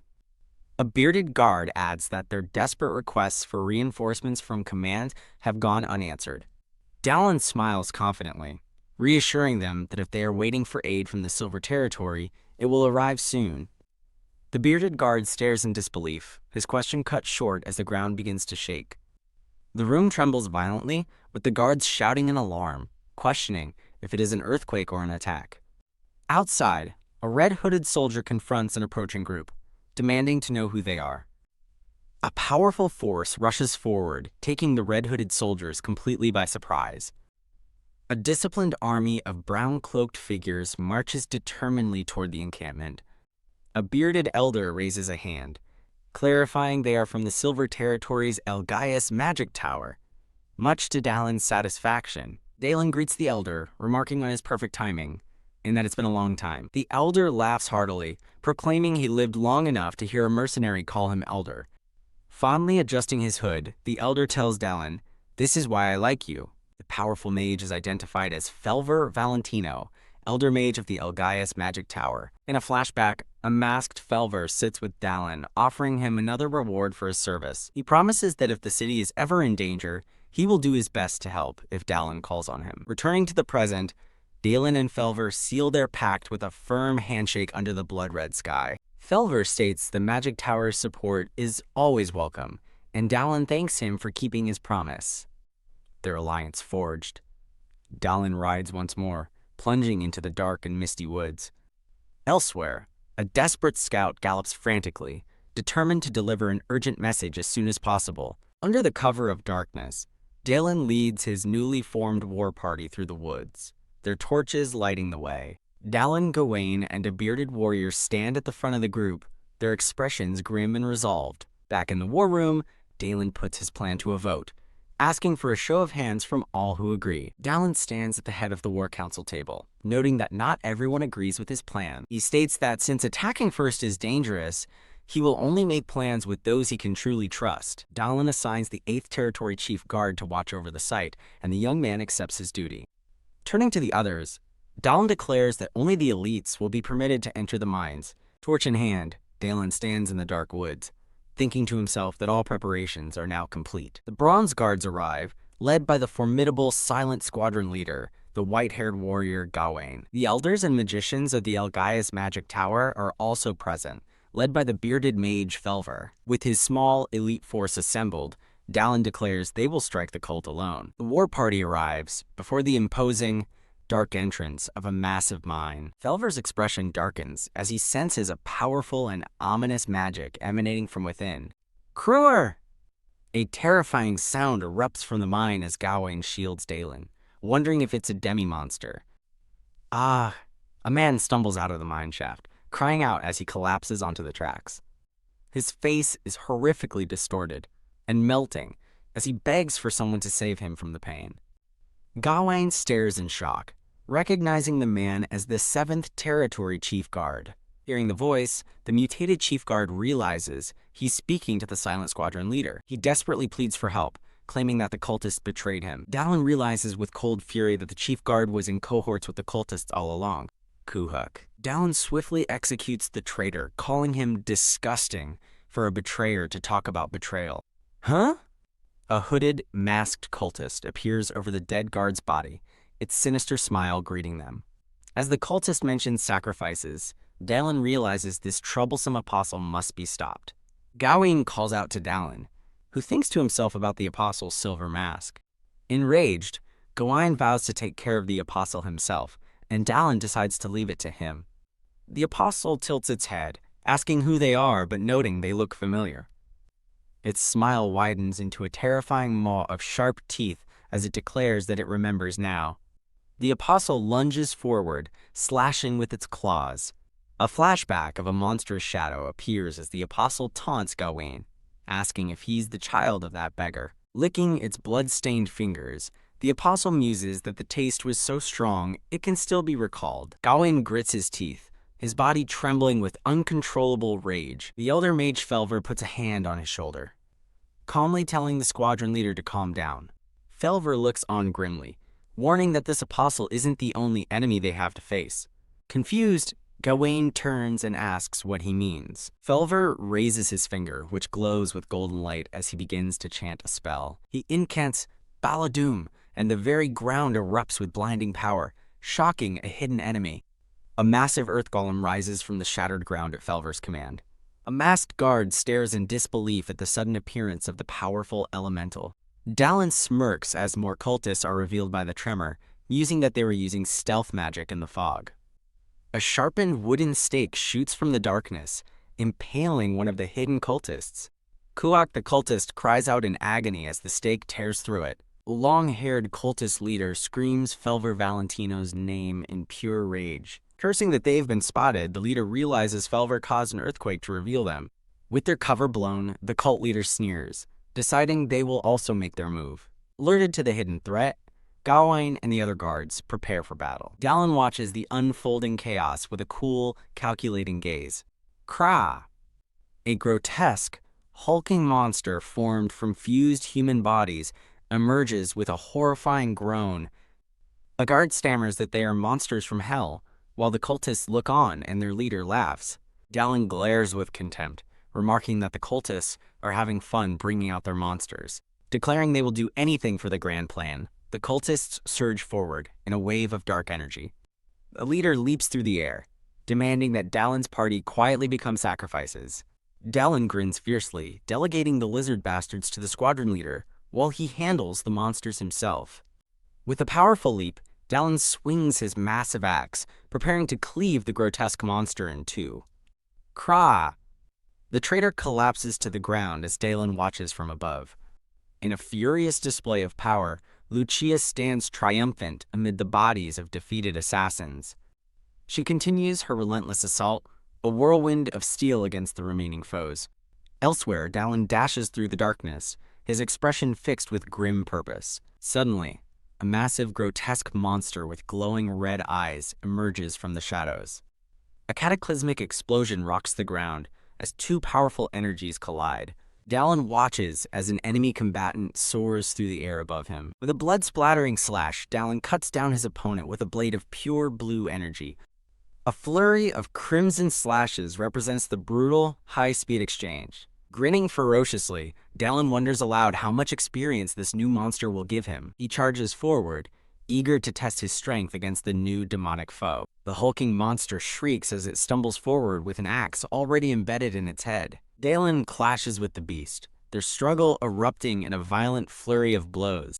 Overwhelmed by the creature's deafening roar, Dallin winces, fearing his eardrums will pop. He realizes with dawning horror that this is a monster created from the mana of hell itself. Deducing it must have a mana core, he spots a glowing red weak point in its chest and exclaims, "Yup, there it is." Dallin plunges his sword directly into the monster's skull. With a clean slice, he decapitates the massive creature. As another monster appears, he notes its fierce resistance and resolves to approach with caution. Dallin leaps into the air, preparing a powerful downward strike. Kak! Another monster with an exposed, pulsating brain screams in agony from an attack. Kayak. The creature is utterly disintegrated by Dallin's follow-up strike. He leaps high above the next monster, positioning himself for a decisive blow. His attack lands true, obliterating the creature's head in a burst of gore. Dallin sidesteps an attack, noting the beast's movements are slow due to its massive size. He decides to exploit this weakness by aiming directly for its chest.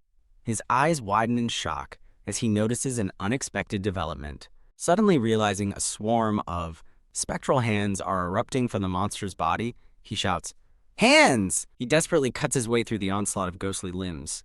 Caught off guard, Dallin gasps as the swarming hands nearly overwhelm him. The beast mocks him, sneering that his attack pattern is pathetic. As Dallin's boot connects, the monster finishes its taunt, adding, "Just like how your face looks." Ka! The monster lets out a pained roar from the kick. Dallin grits his teeth, straining against the creature's power. A notification announces the activation of his skill, Dehamon's Armored Combat, causing his fist to glow. Enraged by the insult, Dallin snarls that he's going to crush its face. He unleashes a devastating, explosive punch charged with brilliant energy. K! The creature gags, reeling from the force of the blow. Kayak! With a final, furious punch, Dallin smashes clean through the monster's head. His fist glows with immense purple energy as he prepares to finish the fight. He unleashes a rapid-fire barrage of punches, completely pulverizing the monster's body. Amidst the dissolving remains, the creature's glowing red mana core is exposed. A new, orange-haired man appears, introducing himself as Ignolote and activating a flame arrow skill. Holding the blazing projectile, Ignel asks with a smirk if they should play with fire. He draws back the fiery arrow, aiming it at an unseen target. The arrow flies, creating a massive, swirling ring of fire in its wake. It detonates in a colossal explosion, engulfing a horde of demonic creatures. Q caught in the blast. Lucia hits the ground hard, clearly injured. A man with a topknot cries out in alarm at the sound of a scream.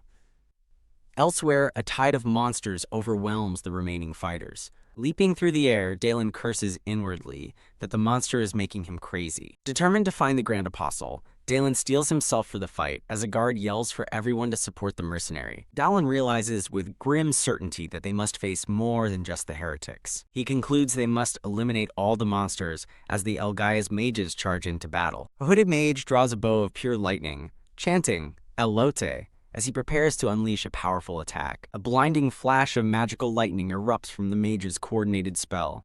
Kayak. The cult leader is struck mid-air by the lightning assault, crying out in agony. Ah! A red-hooded guard screams as he is thrown back by the chaotic battle. A hulking monstrous creature with a glowing purple eye withstands the magical onslaught. Dalen smirks, impressed by the power of the squadron leaders and the Elder's forces. Landing on a monster's back, Dalen tells a nearby cultist he'll be borrowing something for a moment. Before the confused cultist can react, Dalen snatches his shield away. Using the stolen shield, Dalen rides a monster's attack like a wave, sending the shield's former owner flying. The deflected energy carves a glowing blue path of destruction through the horde of monsters. The silver-masked apostle watches in shock, murmuring about that mercenary. The apostle is caught off guard as Gawain's sword flashes past, landing a clean cut. As the apostle stumbles back, it muses on how much the son of a beggar has grown. The apostle cruelly taunts Gawain, offering to show him what it looked like when it ate his mother. The apostle's body begins to transform, sprouting two massive axes from its back. Hey. Its silver mask clatters to the ground, its sinister transformation beginning. Now a massive reptilian beast, the apostle asks Gawain how the son of a beggar will taste. The hulking crocodilian monster glares menacingly, its transformation complete. Seething with rage, Gawain vows to cut the bastard's mouth off first. Gawain leaps furiously towards the roaring monster, ready to strike it down. Dalen observes the battle, confident that Gawain can handle the apostle while their forces went elsewhere. Felver asks Dalen if he agrees with the assessment, and Dalen lets out a sinister chuckle. A wounded cultist defiantly claims that even if they are losing, no one can stop the Grand Apostle. With a crazed grin, the cultist declares that the grand plan will be completed. Dalen thinks to himself that he has an unexpected method to deal with this. As his silhouette is shown, Dalen considers his plan. A vision of a tentacled, shadowy figure appears as Dalen addresses the Grand Apostle in his thoughts. The Grand Apostle's devilization is shown, a process of offering one's body to the devil. Dalen stands over the corpse of the 7th Territory Chief Guard, thinking that he's thankful for his betrayal. In a flashback, the tentacled apostle states he has no regrets about his contract with the devil, which made him complete. The apostle muses about the gods watching the hero, who tries to prevent collapse. His speech is cut short as an axe embeds itself in his forehead. From a distance, Dalen watches as the apostle laughs, mockingly asking if he thought that would work. The Grand Apostle pulls the axe from his own skull, enraged that Dalen thought he could kill him so easily. Dalen smirks, stating he knew someone with the title of Grand Apostle wouldn't die in one blow.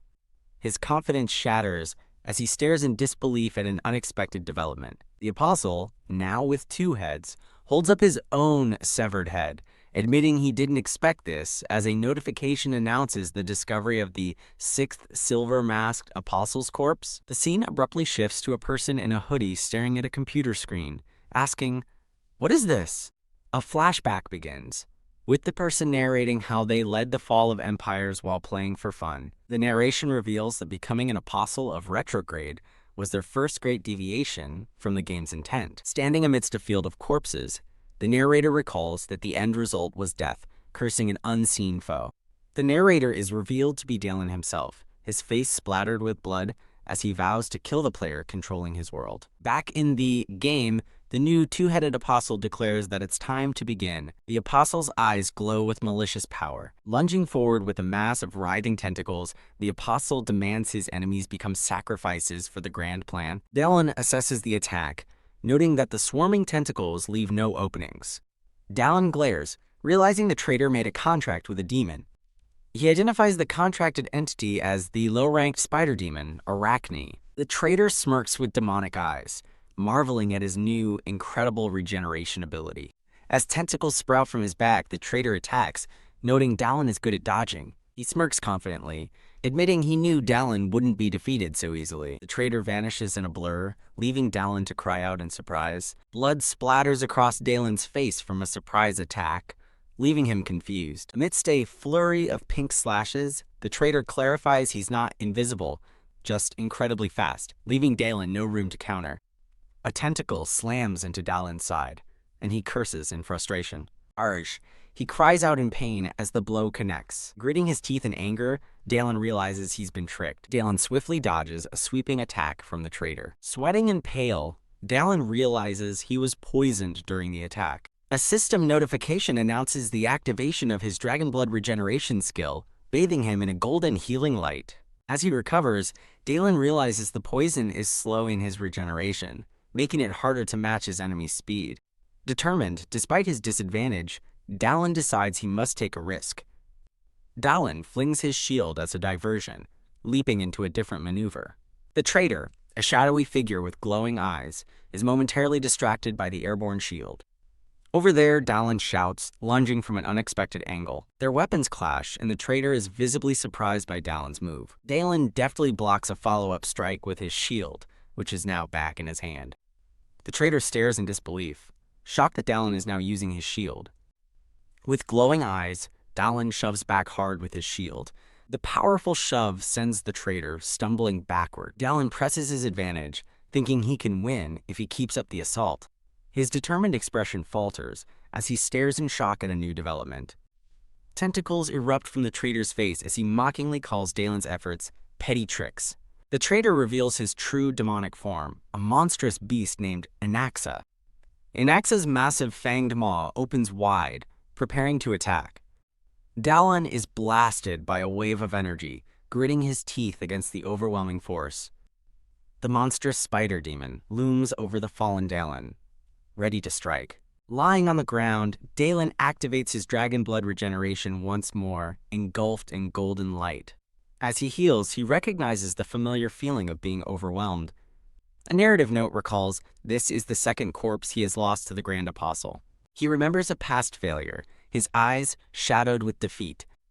In a flashback, he recalls that it wasn't a lack of power that caused his defeat. The problem, he remembers, was having enough stamina to outlast the demon's regeneration. Back in the present, the traitor smirks, calling their brief exchange a dangerous moment. Anaxa's monstrous form marvels at the amazing power of a demon. A flurry of dark, shadowy tendrils whip through the air toward Dallin. The traitor declares that no matter what tricks Dallin uses, they will be pointless. He wonders aloud what the answer to endless regeneration could be. With grim determination, Dallin declares that all he needs is just one powerful blow. The monster's spider-like eyes focus, sensing the sound of a heartbeat. A glowing red heart appears on Dallin's chest as he unleashes a powerful new presence. The traitor feels Dallin's aura shift, comparing his rooted stance to a massive boulder. The traitor feels the first sprouts of anxiety growing within him. Deciding this new threat must be cut off preemptively, he lunges forward to attack. Dallin calmly watches the incoming tendril, unflinching. Enveloped in a strange purple energy, the traitor mockingly addresses the Grand Apostle. With a powerful stomp that shatters the ground, Dallin activates his leap skill to close the distance. He soars through the air like a missile, hurtling directly toward the two-headed apostle. Body of the demon, protect me! The apostle roars, summoning red tendrils to defend itself. Dallin's attack smashes through the defense, striking the apostle with devastating force. Cornered and bleeding, the apostle looks up with its many eyes, admitting how incredible Dallin is. The apostle's defensive tendrils writhe uselessly as Dallin holds it down, completely overwhelming it. Gritting his teeth, Dallin snarls that this isn't his end, but the apostle's. The apostle's eyes widen in disbelief, whispering, "What?" Dallin's hand begins to glow with immense power as he prepares to unleash a final, point-blank attack. A massive explosion of golden energy erupts, engulfing the apostle completely. In a flashback, a determined, spiky-haired man stares intently. his face etched with grim resolve. The memory reveals the day he offered his name to an evil god for the sake of revenge. A malevolent purple eye opens in the darkness, signifying the pact with a dark entity. A silhouette is consumed by sinister purple energy, symbolizing a fall into darkness. An imposing, long-haired god with a spiked crown points down, accepting the hooded man's fealty. The narration explains he became a grand apostle of the dwarf who weaves fate. A shattered vision of the Diamond Palace appears as he recalls his mission to destroy Paulshan's core, a plan that failed. Kra! Back in the present, the battle rages as a fiery lion is unleashed. The apostle screams, engulfed by the vortex of flames and writhing tentacles. Dalen smirks, wreathed in the same fire, revealing the devastating attack was his own. Trapped in the inferno, the apostle realizes the flames are preventing his regeneration, and he must escape. He tries to pull away, but realizes with a jolt that the tentacles won't let him go. As the tentacles constrict his foe, Dalen recalls the nature of his attack. He unleashes a powerful, sweeping strike through the flames. Damn it, the apostle thinks in his final moments, realizing he can't die like this. Dalen tells himself to clench hard, declaring that this is far from the end. As severed tentacles bleed out on the floor, the defeated apostle addresses the great warrior. He asks if Dalen knows that the highest Diamond Palace is made of the same stuff as lowly graphite. He explains his ideology, that the lowest bronze territory can rise to become the highest place. Resigned to his fate, the apostle laments that he couldn't create his new order, unable to go against reason. He muses that Dalen killing him is also part of reason, a decided fate manipulated by a higher power. Dalen coldly refutes this, stating that humans have free will and the apostle chose his own fate. Addressing him by name, Dalen exposes the apostle as Televino Cycle, formerly of the Diamond Palace, leaving him stunned. Defeated, Televino quietly concedes that what Dalen said might be true. Looking up, the dying apostle asks the great warrior just who he is. Dalen remarks that this is his first time hearing a boss monster's testament, then prepares to finish the job. System notifications confirm the discovery of multiple corpses as Dalen decides to obtain his clear rewards. He activates Corpse Collection, absorbing the bodies and gaining proficiency in mana. A notification announces he has obtained a new D-rank skill, Rapid Freeze. After acquiring fire, he now has ice, and coolly moves on to the next corpse. Dalen uses his Corpse Collection skill again, a teal aura emanating from his hand.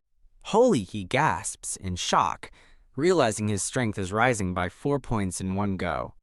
An overwhelming surge of power courses through him, causing him to cry out in agony. He collapses to his knees, realizing that if he gets pushed back by this power, he'll die. With gritted teeth, he forces himself to endure, vowing that he will overcome the strain. Suddenly, he looks up in confusion as snow begins to fall around him. He finds himself in a snowy landscape, staring at a small outpost he recognizes as the starting point. Confused, he wonders if he's dreaming or if he died and regressed to the past. He realizes his current struggle to endure the power mirrors his desperate struggle at this very location long ago. With heavy steps, Dalen walks through the snow toward a familiar wooden building. His eyes wide with shock, Dalen questions his sudden change in surroundings. He recognizes his old room, complete with a gaming setup, a place from his past life. Looking at the monitor, he sees his former character, Dalen, and realizes he's seeing the game he used to play. As his past self wonders about the next quest, the sounds of his character's recent battle echo. Kak, Hayak! In a flash of memory, a wounded man cries out in disbelief as Dalen notes with grim satisfaction that his foe won't die easily. Kiak. He clutches his head, the lines blurring as he realizes with horror that this is no longer a game. A game over screen flashes in his mind as he recalls all the rounds he abandoned. The faces of the NPCs he killed and the worlds he let fall to ruin haunt him. He feels the desperate grip of someone begging to be saved. Surrounded by the ghosts of his past victims, their pleas for mercy echo in his mind. He sees his former self at the computer, understanding this experience is his past and his original sin. Standing over the bodies of his enemies, Dalen knows that stopping the destruction now cannot erase his past actions. Clenching his fist, he resolves that continuing to fight is the only way he can atone. A brilliant teal aura erupts around him as he fully accepts his new reality and purpose. With renewed determination, Dalen makes a solemn promise for this round. Back on the battlefield, the vision ends, and he finds himself amidst the chaos of the wounded calling for aid. The elder with the beard steps forward, invoking a powerful healing spell called El Zaitum. Wisps of golden light form into disembodied, glowing hands. The magical hands tend to a wounded soldier, and the elder tells him to endure the pain. After the treatment is complete, the elder advises the soldier to rest, receiving his thanks. The elder sighs, relieved that he was able to help. Having conquered his inner demons, Dalen rises to his feet with a confident smirk, announcing his return. The elder approaches, expressing his relief that Dalen appears to be safe. The elder's gaze sharpens, noticing a distinct change in Dalen. He asks if Dalen has achieved small territory, and Dalen notes how perceptive the elder is. Dalen recalls waking up on the ground, feeling that he had unlocked a strange new sense. He remembers the surge of power and realizes what caused his awakening. Thinking about the elder, Dalen knows that as an earth sorcerer with the same ability, he must have answers. Although he has many questions, Dalen decides it's not the right time as the soldier calls the elder mage for help. The elder departs, inviting Dalen to the magic tower later, and Dalen agrees with a knowing smile. Dalen looks over at Gawain, resting on the beast he slew, and hopes his friend feels relieved after getting his revenge. He turns and walks toward the hooded Felver. Felver looks somberly toward a fallen comrade, wondering aloud about someone named Tommy who was on probation. Remembering the sewers incident, Felver acknowledges the dead man's inquisitive tenacity. Dalen smirks, cryptically remarking that the elder will surely educate Felver, leaving the youth confused. Standing over the aftermath, Dalen looks down at a shattered, blood-stained mask on the ground. He reflects on finally defeating the pagan cult's leaders, eliminating one of the world's potential causes of destruction. With a hardened expression, he declares that this victory is only the beginning. A vision of the shadowy, spike-crowned god, the dwarf who weaves fate, appears before him. He foresees other powerful foes, a sorcerer in a wide-brimmed hat, a woman of thorns and roses, and a vampiric figure. A mighty ice dragon crystallizes in his mind's eye as he realizes his future enemies will be on another level entirely. He pauses, a steely look of determination on his face. As a new day dawns, Dalen stands resolute, vowing to destroy all these threats one by one. Later, in a bustling town, a message for Dalen explains that the commission box is overflowing with requests for him. The message warns him that powerful figures are visiting local taverns to see him, urging him to stay alert. Reading the notice, Dalen smirks, commenting on all the flies he now has to deal with. Shh. He enters a busy tavern where talk of the Philofonorcha is quickly silenced upon his arrival. Looking over the crowd, Dalen smirks, surprised that the tavern has become so famous. He takes a seat at the bar, ordering a glass of melon Highlander. A nearby patron instantly recognizes him as the famous hero of the Bronze Territory. A man with pinkish hair and a grand mustache greets Dalen, noting his rare appearance as Dalen internally wonders who he is. The mustachioed man complains that Dalen ignored all his commissions, questioning if fame has made him forget his old contacts. Getting aggressive, the man tells Dalen to drop the act, revealing how much he paid just for a chance to meet. Dalen swiftly grabs the man's wrist, curtly telling him to just drink his alcohol. The man's arm is twisted with a painful crack, his face contorting in shock and agony. Kayak. As the man screams about his arm, Dalen calmly takes a sip of his drink, utterly unfazed. Enraged, the man reveals he's a Viscount's son, draws his sword, and threatens to crayon Dalen for the injury. He lunges forward, swinging his blade directly at Dalen in a furious attack. K-R-A-A-A-C-K.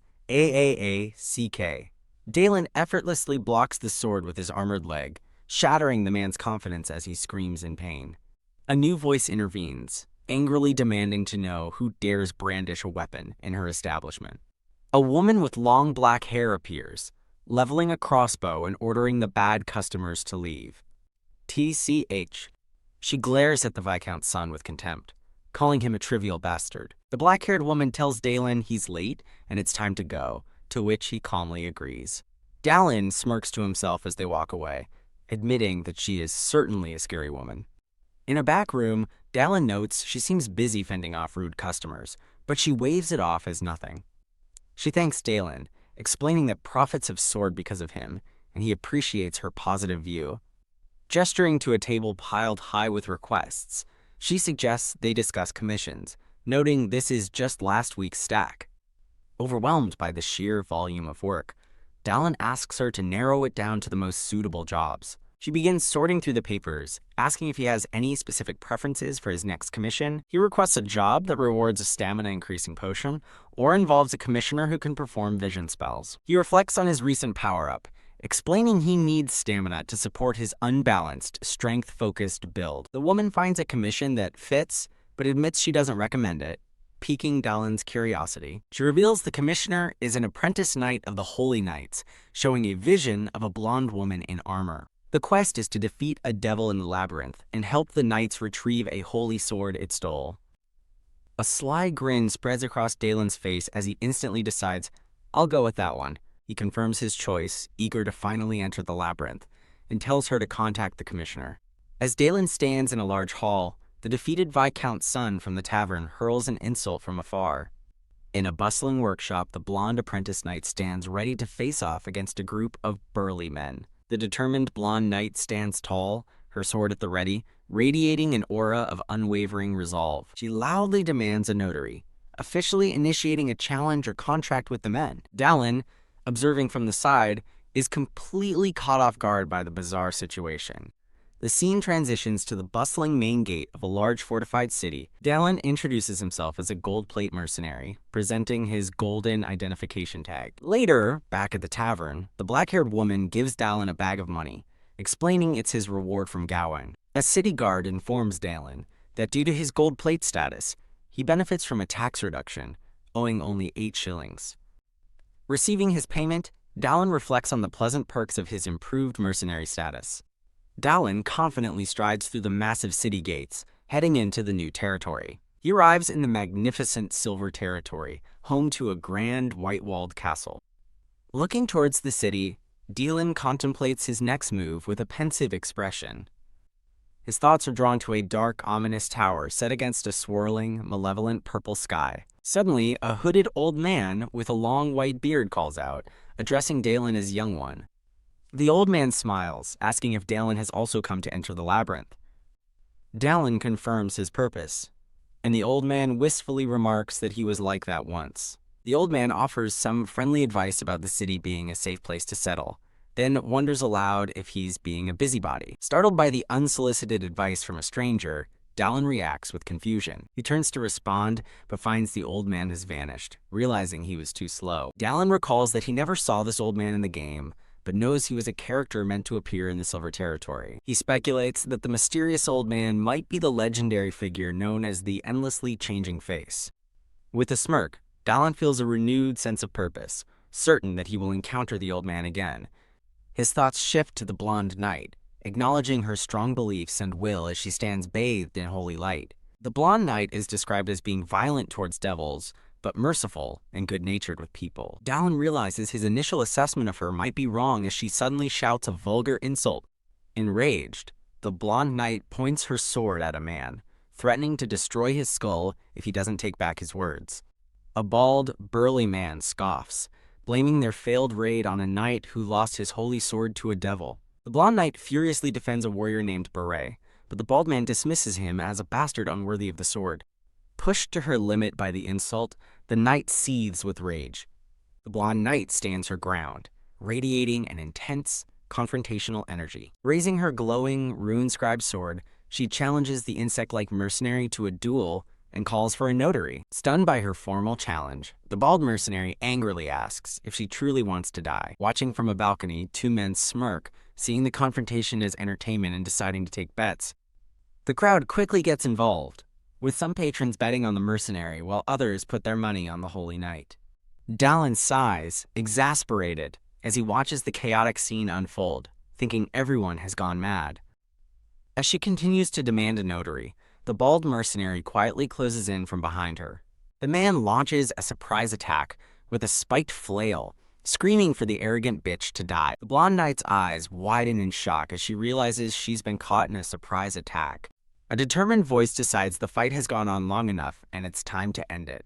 Dallin appears in a flash, catching the flail with his bare hand and stating the knight is his colleague, shocking everyone. Dallin calmly tells both parties they've said enough and it's time to end the confrontation. Enraged, the bald mercenary threatens to attack Dallin for interfering. With a dismissive smirk, Dalen effortlessly holds the man's weapon, taunting that he's now unarmed. The bald man and his companion are left speechless, stunned by Dalen's overwhelming power. The blonde knight, now kneeling, asks who he is, and Dalen reveals he's the one taking on her commission. Later, over a meal, the knight thanks Dalen for his help, and he casually accepts. She formally introduces herself as Lucia Casticheld, an apprentice of the Holy Knights. While enjoying a large meal, Dalen comments that the commission form was missing details, and asks for the full story. Lucia explains that the Holy Knights were defending a dangerous labyrinth path called the Fissure.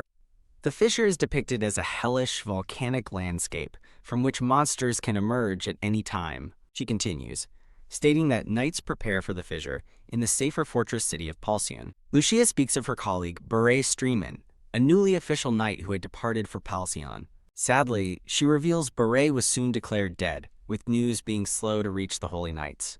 She then reveals the shocking news that one of the 12 holy swords was stolen. The culprit is identified as none other than the Holy Knight Beret Struman himself. Lucia expresses her confusion, wondering why Beret would steal the sword when he could have just reported if it had chosen him. Understanding the objective, Dalen asks which Holy Knight forces will be assisting him in reclaiming the sword. Lucia guiltily admits that there are currently no available forces to help them. Dalen correctly surmises that with the knights busy, he and Lucia will have to enter the labyrinth alone. Lucia gives him the option to refuse the difficult mission, framing it as an opportunity to put a future hero in his stead. To her surprise, Dalen immediately accepts, telling her to meet him at the labyrinth entrance tomorrow at noon. Lucia is left stunned as Dalen rises from the table, having so readily agreed to the dangerous mission.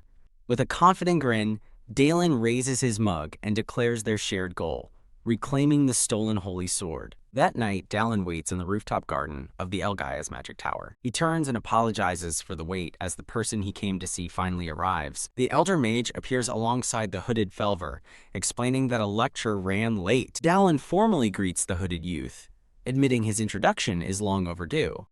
Dalen internally observes that Tommy seems to have matured since their battle against the pagans. The elder correctly assumes they are there to finish their earlier discussion, which Dalen confirms.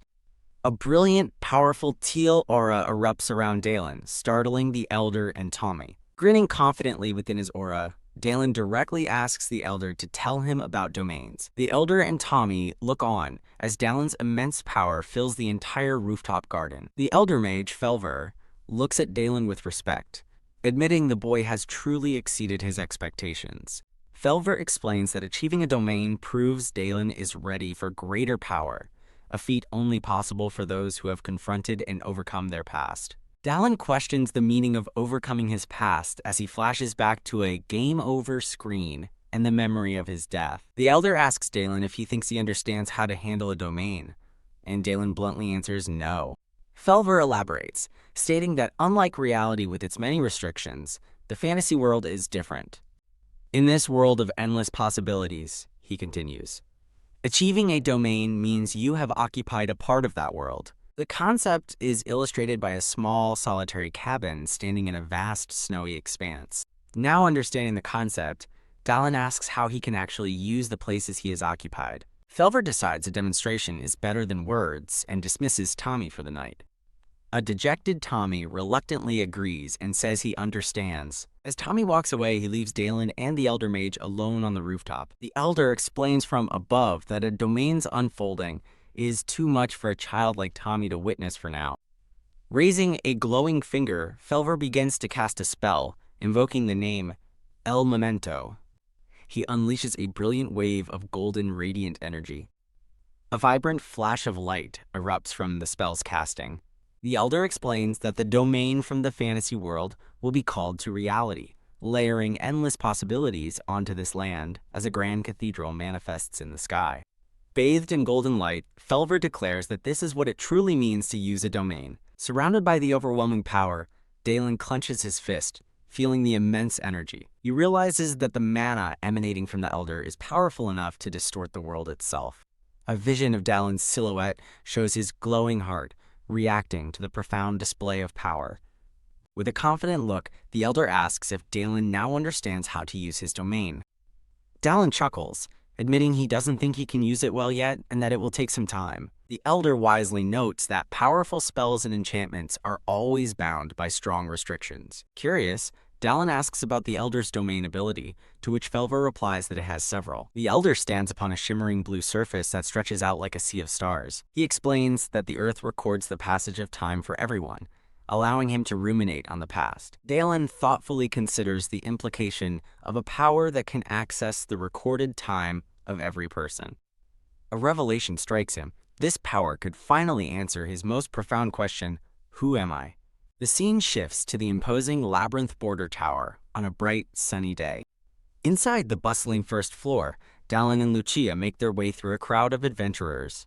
Dallin asks Lucia if she is nervous, and she grimaces, admitting she is a bit. Dallin reflects on Lucia's journey, knowing she will one day become the legendary Devil Slayer, and wonders about her path to becoming a holy knight. He spots the bald mercenary from the tavern, recognizing the bastard as he tries to convince a group of adventurers of something. Smirking, the bald mercenary confidently claims he witnessed the event with his own eyes. He vividly describes seeing the holy knight Beret fatally wound a devil with the holy sword. The mercenary's true thoughts are revealed.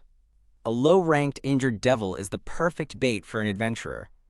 He knows that whoever succeeds will get incredible rewards from the Diamond Palace, fantasizing about a chest overflowing with gold. Dallin, however, knows that this line of thinking is tragically wrong. He recalls from his game knowledge that the devil wielding the holy sword eventually becomes a powerful boss monster. The devil will take the sword, hide to gather power for a few years, and become a significant threat. Dallin tells Lucia to prepare herself as the doors are opening, leaving her confused as she expected to simply walk through. Suddenly, a glowing blue portal activates beneath them, and Lucia looks around in bewilderment. With a smirk, Dallin explains the labyrinth is below them, so the doors open from beneath, much to Lucia's shocked dismay.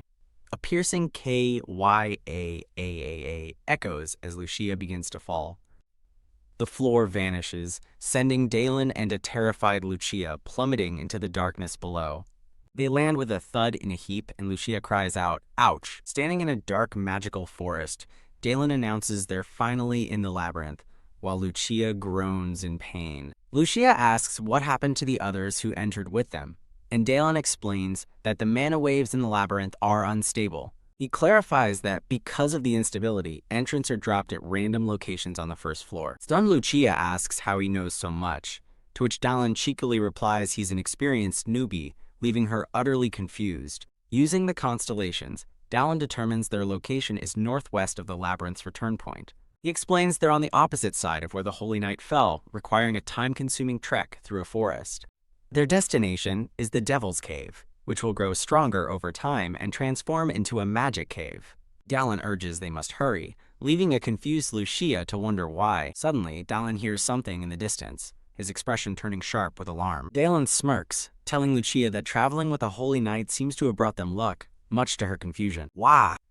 Lucia's eyes widen in shock as a distinct sound reaches her ears. Recognizing a specific cry, she identifies an approaching horde of the Knoll's crustacean wolf scouts. With her sword drawn, Lucia grimly remarks that this doesn't feel like luck at all.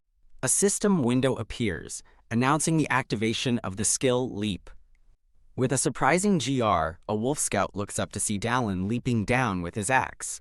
The wolf cries out in shock as Dallin's attack flashes down upon it. A thud echoes as the scout's silhouette slams into the ground, defeated. Now riding the subdued wolf, Dallin confidently tells a stunned Lucia to get on, declaring it's time to hitchhike. Their tamed wolf carries them swiftly towards a fortified Knoll encampment in the distance. Grr, a Knoll scout in a watchtower, spots their approach and growls in confusion. The wolf they are riding lets out a loud scream as they race across the barren land. Furious and terrified, Lucia screams at Dallin to stop their reckless charge. Clinging on for dear life, Lucia panics, yelling that they're about to ram straight into the Knoll's nest. Awoo! The scout in the watchtower sounds the alarm with a loud howl. Lucia screams that they're going to collide as their wolf mount leaps directly into the enemy camp. After the chaos, Dallin asks if she's okay, and Lucia groans yes, amazed he managed to dodge. Lucia admits her surprise, impressed that he used the crustacean wolf's powerful homing instinct to their advantage. Thanks to their unwilling ride, they traveled a great distance in a moment, as the bandaged wolf growls weakly. Now surrounded by hostile gnolls, Dallin calmly tells Lucia, "It's time to get out of there." A shocked Lucia questions his statement, bewildered by his nonchalant attitude in a monster den. Dallin gives a sinister grin, explaining that, since it's a monster den, they have to kill them all. Telling the Holy Knight to follow carefully, Dallin charges into the fray, leaving a hesitant Lucia behind. Kiarg! Dallin activates his leap skill again, crashing down on a screaming gnoll warrior. With a fierce and wild grin, Dallin eagerly challenges the horde to come at him. Resigned to the fight, Lucia draws her sword, admitting to herself that she can't stop him. Invoking the god of battle, Lucia prepares to face down two advancing wolf-like monsters. A close-up reveals Lucia's eyes, now glowing with focus and fierce determination. In a flash, Lucia effortlessly slices through multiple charging gnolls. With a determined battle cry, she continues her fluid and deadly assault. Dallin internally admits that he didn't have high expectations for an apprentice knight, but as he watches her fight, he realizes her outstanding skill is truly befitting of a future hero. A confident smile crosses his face as he concludes he has no need to worry about her capabilities. Back to back, Dallin and Lucia continue their desperate fight against the swarming gnolls. Lucia moves with incredible speed and agility, her footwork a blur as she dodges and strikes. The two stand surrounded, the glowing eyes of countless more monsters watching from the darkness. Gritting her teeth, Lucia notes with frustration that the waves of enemies are endless. Dallin calmly turns and asks if she knows of a way to make the horde withdraw. Standing over a pile of defeated foes, Lucia confirms that she learned how during her training. She explains that gnolls will retreat if their group is on the verge of annihilation. GRRRP.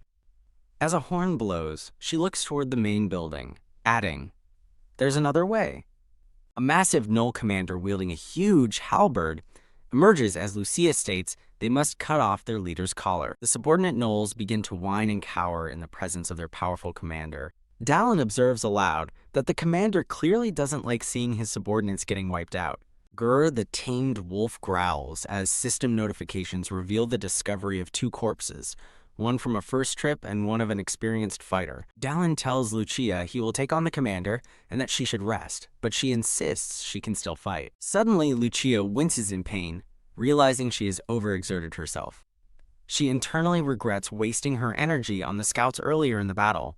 Gazing at Dallin's unwavering resolve, she wonders how he isn't tired. Dallin smirks, mocking the gnoll commander's late arrival and taunting him to attack. The massive gnoll commander charges forward in a blur of speed and fury. Dallin leaps into action, rushing to meet the commander's powerful advance. He identifies his opponent as Barguf, the gnoll commander, and a subordinate of the evil god. Recalling that Barguf will become a famed subordinate in a few years, Dallin is confronted by the commander, who demands to know who he is. The towering commander questions why Dallin invaded his territory, and Dallin smirks. Surprised, the monster can speak. Dallin scoffs that he needs no reason to hunt human eaters, correctly guessing the commander has a contract with the evil god. He taunts the commander, asking if it took 10 human hearts to gain his power, as Bargu again demands to know who he is. Cutting the conversation short, Dallin grins and tells the doggy that it's time to end this. Barguf growls, calling Dallin an arrogant human bastard. The commander snarls, vowing to rip Dallin's mouth to shreds and then eat him. Slam unfazed, Dallin simply dares him to try his best. Leaping through the air, Dallin begins chanting a spell, Anaxa. A sudden shockwave from the battle throws Lucia off balance. She stares in wide-eyed shock at the sudden turn of events. The massive commander has caught Dallin in mid-air, prompting Lucia to scream his name in terror. PFFT. While Barguf mockingly praises the human's bravery, Dallin stifles a laugh at his opponent's mistake. Dallin smirks, chiding the commander for being stupid enough to leave his arms wide open. Invoking Pyrrhant Lagus, he unleashes a blast of sharp ice that impales the shocked commander. A memory of his wicked phase flashes through his mind as he recalls using a lot of magic. Ugh! The commander groans as the ice shards dig into his flesh. Gritting his teeth, Barguf warns Dallin that things won't go as he wants. As a system window announces the skill Dahamon's armored combat, Dallin confidently asks, how? Dallin drives his enchanted fist deeper, enraging the howling commander. Coke! The commander snarls in agony, cursing the bastard who injured him. Sly Dalen expertly evades a counterattack, creating distance. Dalen prepares for the next exchange as the enraged Null commander readies his halberd. The commander's eyes widen in disbelief at his opponent's skill. With incredible speed, Dalen closes the distance again, flying towards his foe. The Null commander mutters that he didn't plan on using this particular power. Bargof reveals that sacrificing 10 humans granted him intellect, while 20 more gave him boulder-crushing power. A sinister red aura envelops the commander as his arm transforms into a monstrous clawed appendage. The commander roars that he will rip Dalen to shreds, but Dalen calmly challenges him to try. The transformed commander swings his massive halberd, preparing to annihilate Dalen. Dalen inwardly realizes his interference may have indirectly caused Bargof to contract with the evil god ahead of schedule. An explosion erupts in the distance, catching Lucia's attention. Frustrated, Lucia grits her teeth, declaring she can't just stand by and watch the fight. Surrounded by snarling gnolls, she resigns herself to doing what she can to help. Unleashing her holy power, Lucia's sword ignites as she defiantly challenges the pack to attack her. Hup hup hup! Bargof pants, taunting a battle-worn Dalen. The commander boasts that his wounds have healed, and that Dalen cannot possibly defeat him. But what? A small flame suddenly ignites in Dalen's clenched fist. With a savage grin, Dalen wonders what will happen if he just roasts his foe. Flames the Null commander recoils, his confidence shattering at the sight of fire. Dalen drives his fiery fist straight into the commander's screaming mouth. His expression grim and focused, Dalen maintains his fiery assault. Wham! Dalen drives his fiery fist into the commander, his shadow looming like a monstrous wolf behind him. TSK. Dalen clicks his tongue. His expression, one of grim finality. Barely clinging to life, the Null commander realizes his attack failed and desperately tries to make a deal. The commander continues his plea, offering to open a hidden safe if Dalen spares his life. Believing he's been spared, the commander sighs in relief, but Dalen simply thanks him for the information. With a blood-splattered grin, Dalen bluntly refuses the deal before finishing the job. Standing over the commander's body, Dalen mocks his foul mouth, despite being empowered by the evil god. As Lucia approaches, Dalen asks if she dealt with the remaining gnolls, surprised she isn't exhausted. Wiping a cut from her cheek, Lucia confirms she did, and returns the praise to Dalen for his work. Kia. A blood-soaked and crazed-looking, Dalen announces it's time to leave, causing Lucia to scream in terror at his appearance. Dalen asks what's wrong as Lucia recoils. Then she has a sudden realization. Elsewhere, a winged horned demon on a throne laughs, lamenting that another of his chess pieces, Anaxagus, has fallen. A new man with purplish hair reports the warrior's death, finding it pathetic they lost to mere humans. The winged demon contemplates his next move, thinking of the dwarf who weaves fate. In a grand, ruined hall, an unseen voice vows to drag Anaxagus down from his throne. A new party of 3 adventurers enters a hall littered with the bodies of fallen knights. A dark-skinned warrior in the group angrily vows to take the head of their unseen enemy. TSK. The winged demon on the throne dismissively notes the arrival of another raid group. A shadowy hand reaches toward a fallen knight as a voice commands it to rise. As the dead knight rises, a party member in a wide-brimmed hat correctly identifies it as a puppet. The reanimated knight stands ominously, a hole blasted through its chest and a chain around its neck. The dark-skinned warrior rallies his companions, urging them to quickly defeat the demon. The resurrected knight moves in a blur, effortlessly cutting down its foes with blinding speed. The winged demon watches the slaughter from his throne, letting out a sinister laugh. He praises the reanimated knight, calling the resurrected warrior a masterpiece. Back at the Null encampment, Dalen discovers 2 glowing corpses and asks Lucia if they should finish up. Activating Corpse Collection, Dalen absorbs the essence of the dead, gaining proficiency. A satisfied smirk crosses Dalen's face as he exhales. A system window reveals he's obtained Lapentella's pulverizing sword, a C-rank skill he deems better than expected. Later that night, Dalen sits alone by a crackling campfire, lost in thought. He quietly summons his status window to review his progress. His status shows he is level 10, with increased proficiency in stamina and the new pulverizing sword skill. Dalen notes his stamina has reached 20, closing the gap with his strength to a safer margin of 10. Remembering a moment of agonizing pain, he feels reassured that he has lowered the chances of it happening again. A brief, terrifying memory flashes of a dark knight with glowing red eyes. Dallin contemplates his new C-rank skill, excited to see how it performs compared to his dragon blood regeneration. He looks to the sky, musing that despite his new skills and experience, one truth may be obvious. A vision of a wise, bearded elder appears, questioning his identity. The elder's vision reveals a grim truth. By reading the land's memories, he knows Dallin only has 2 years and a month to live. Dallin is visibly shocked by this devastating revelation. Processing the news by the fire, he realizes the 2-year countdown began the moment he arrived in this world. He deduces that his body was created at the same time he was reincarnated here. Overwhelmed, he questions why he was brought to this strange world where game-like elements are real. He wonders if this life is some form of penance for his actions during his past run-throughs of the game. Deciding that speculation is useless for now, he resolves to focus on his immediate goal. His mind focuses on a legendary artifact, the Wish Stone, which can grant any desire. With renewed determination, Dallin clenches his fist, vowing to find the stone and return to Earth. Lucia approaches from behind, sensing his troubled state and asking if something is the matter. Dallin dismisses her worries, then asks why she's already awake before her watch shift. Explaining that she couldn't sleep, Lucia walks toward the fire and offers to take his shift. Lucia sits by the campfire, as Dallin declines her offer to take watch, saying he wants to enjoy the fire a bit longer. Dallin understands why she can't sleep, considering all that has happened. He reflects that her classmate's death must have been the biggest shock for her. Turning to her, Dallin asks what kind of person Beret was. Dallin muses that, to have been acknowledged by the Holy Sword, he must have been extraordinary. Lucia looks down sadly, confirming that Beret was more than just extraordinary. A flashback shows Lucia standing alone at the bottom of a grand, tiled staircase.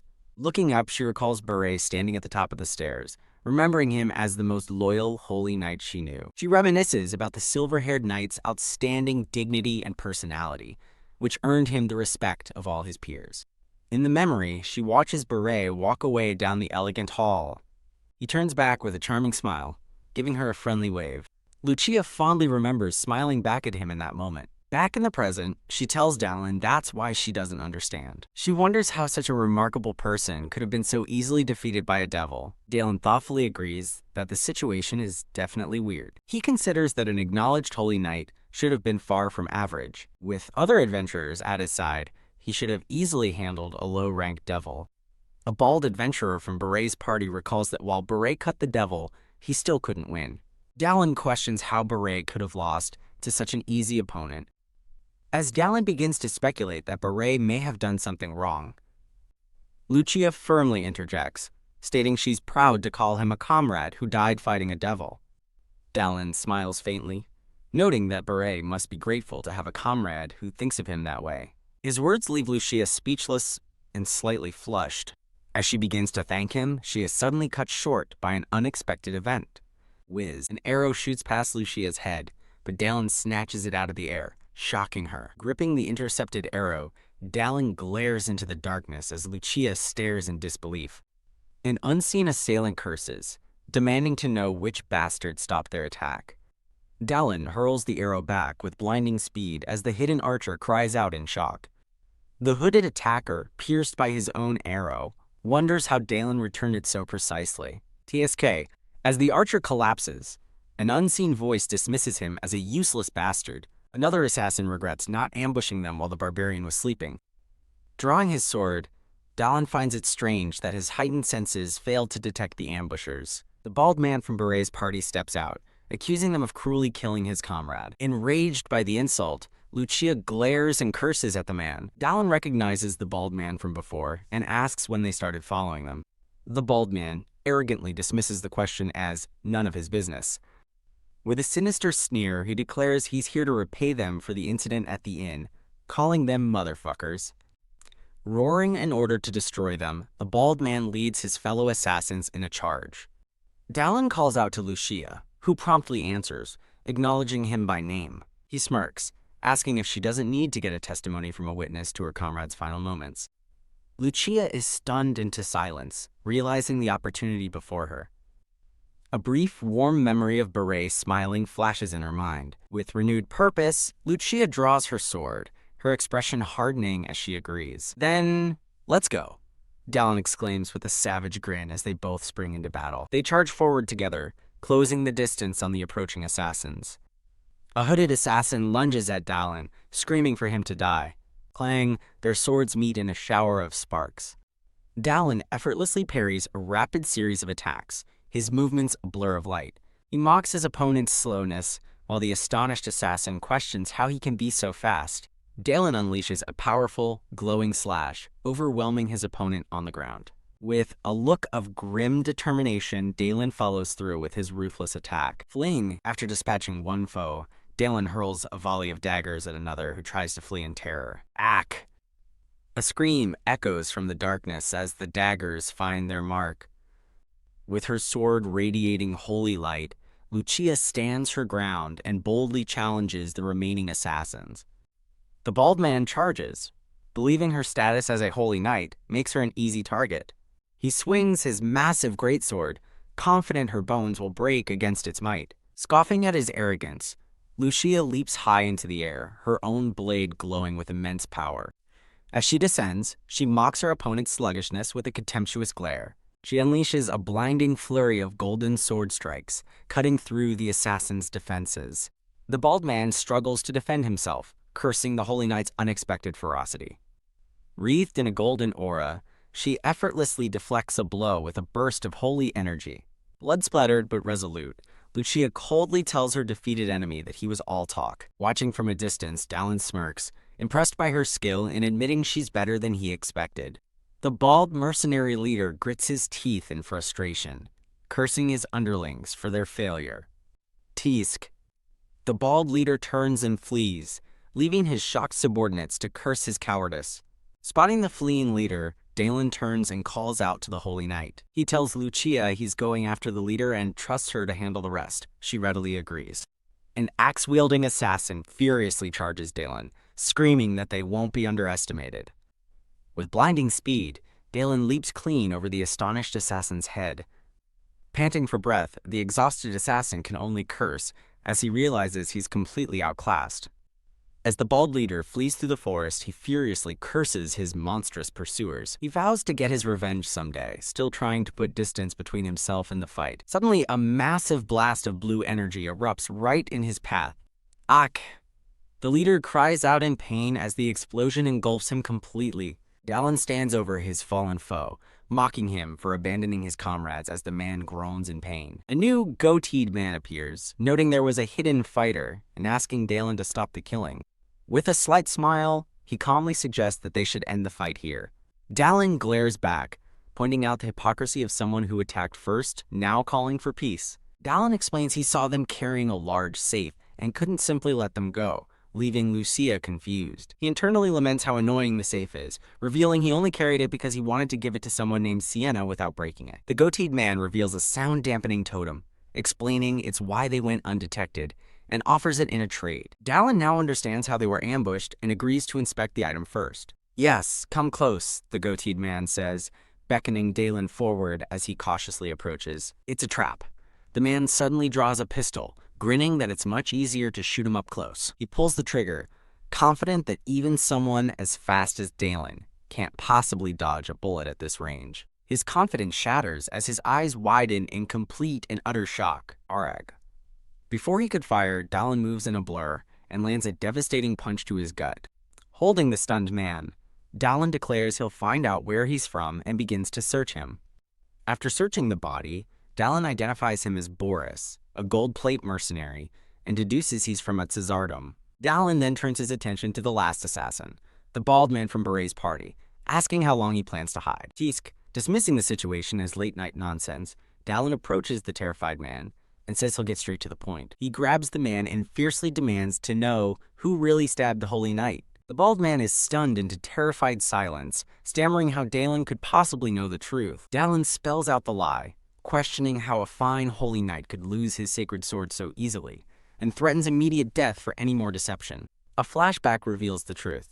The man stabbed Barre in the back while he was fighting the devil, hoping to claim the holy sword and raid rewards for himself. So that's what happened, Dallin says, finally understanding the betrayal as Lucia stands nearby, listening. Lucia steps forward, holding the heads of the other assassins, and coldly declares that Barre died because of his betrayal. The terrified man begins to plead for his life, insisting he was wrong. But Lucia cuts him off with a whisper, coldly stating she's heard enough of his excuses. With a final, brutal slash of her sword, Lucia cuts down another one of the assassins. Glaring with cold fury, Lucia informs the traitor that she's finished 2 of his men and vows he won't get an easy death.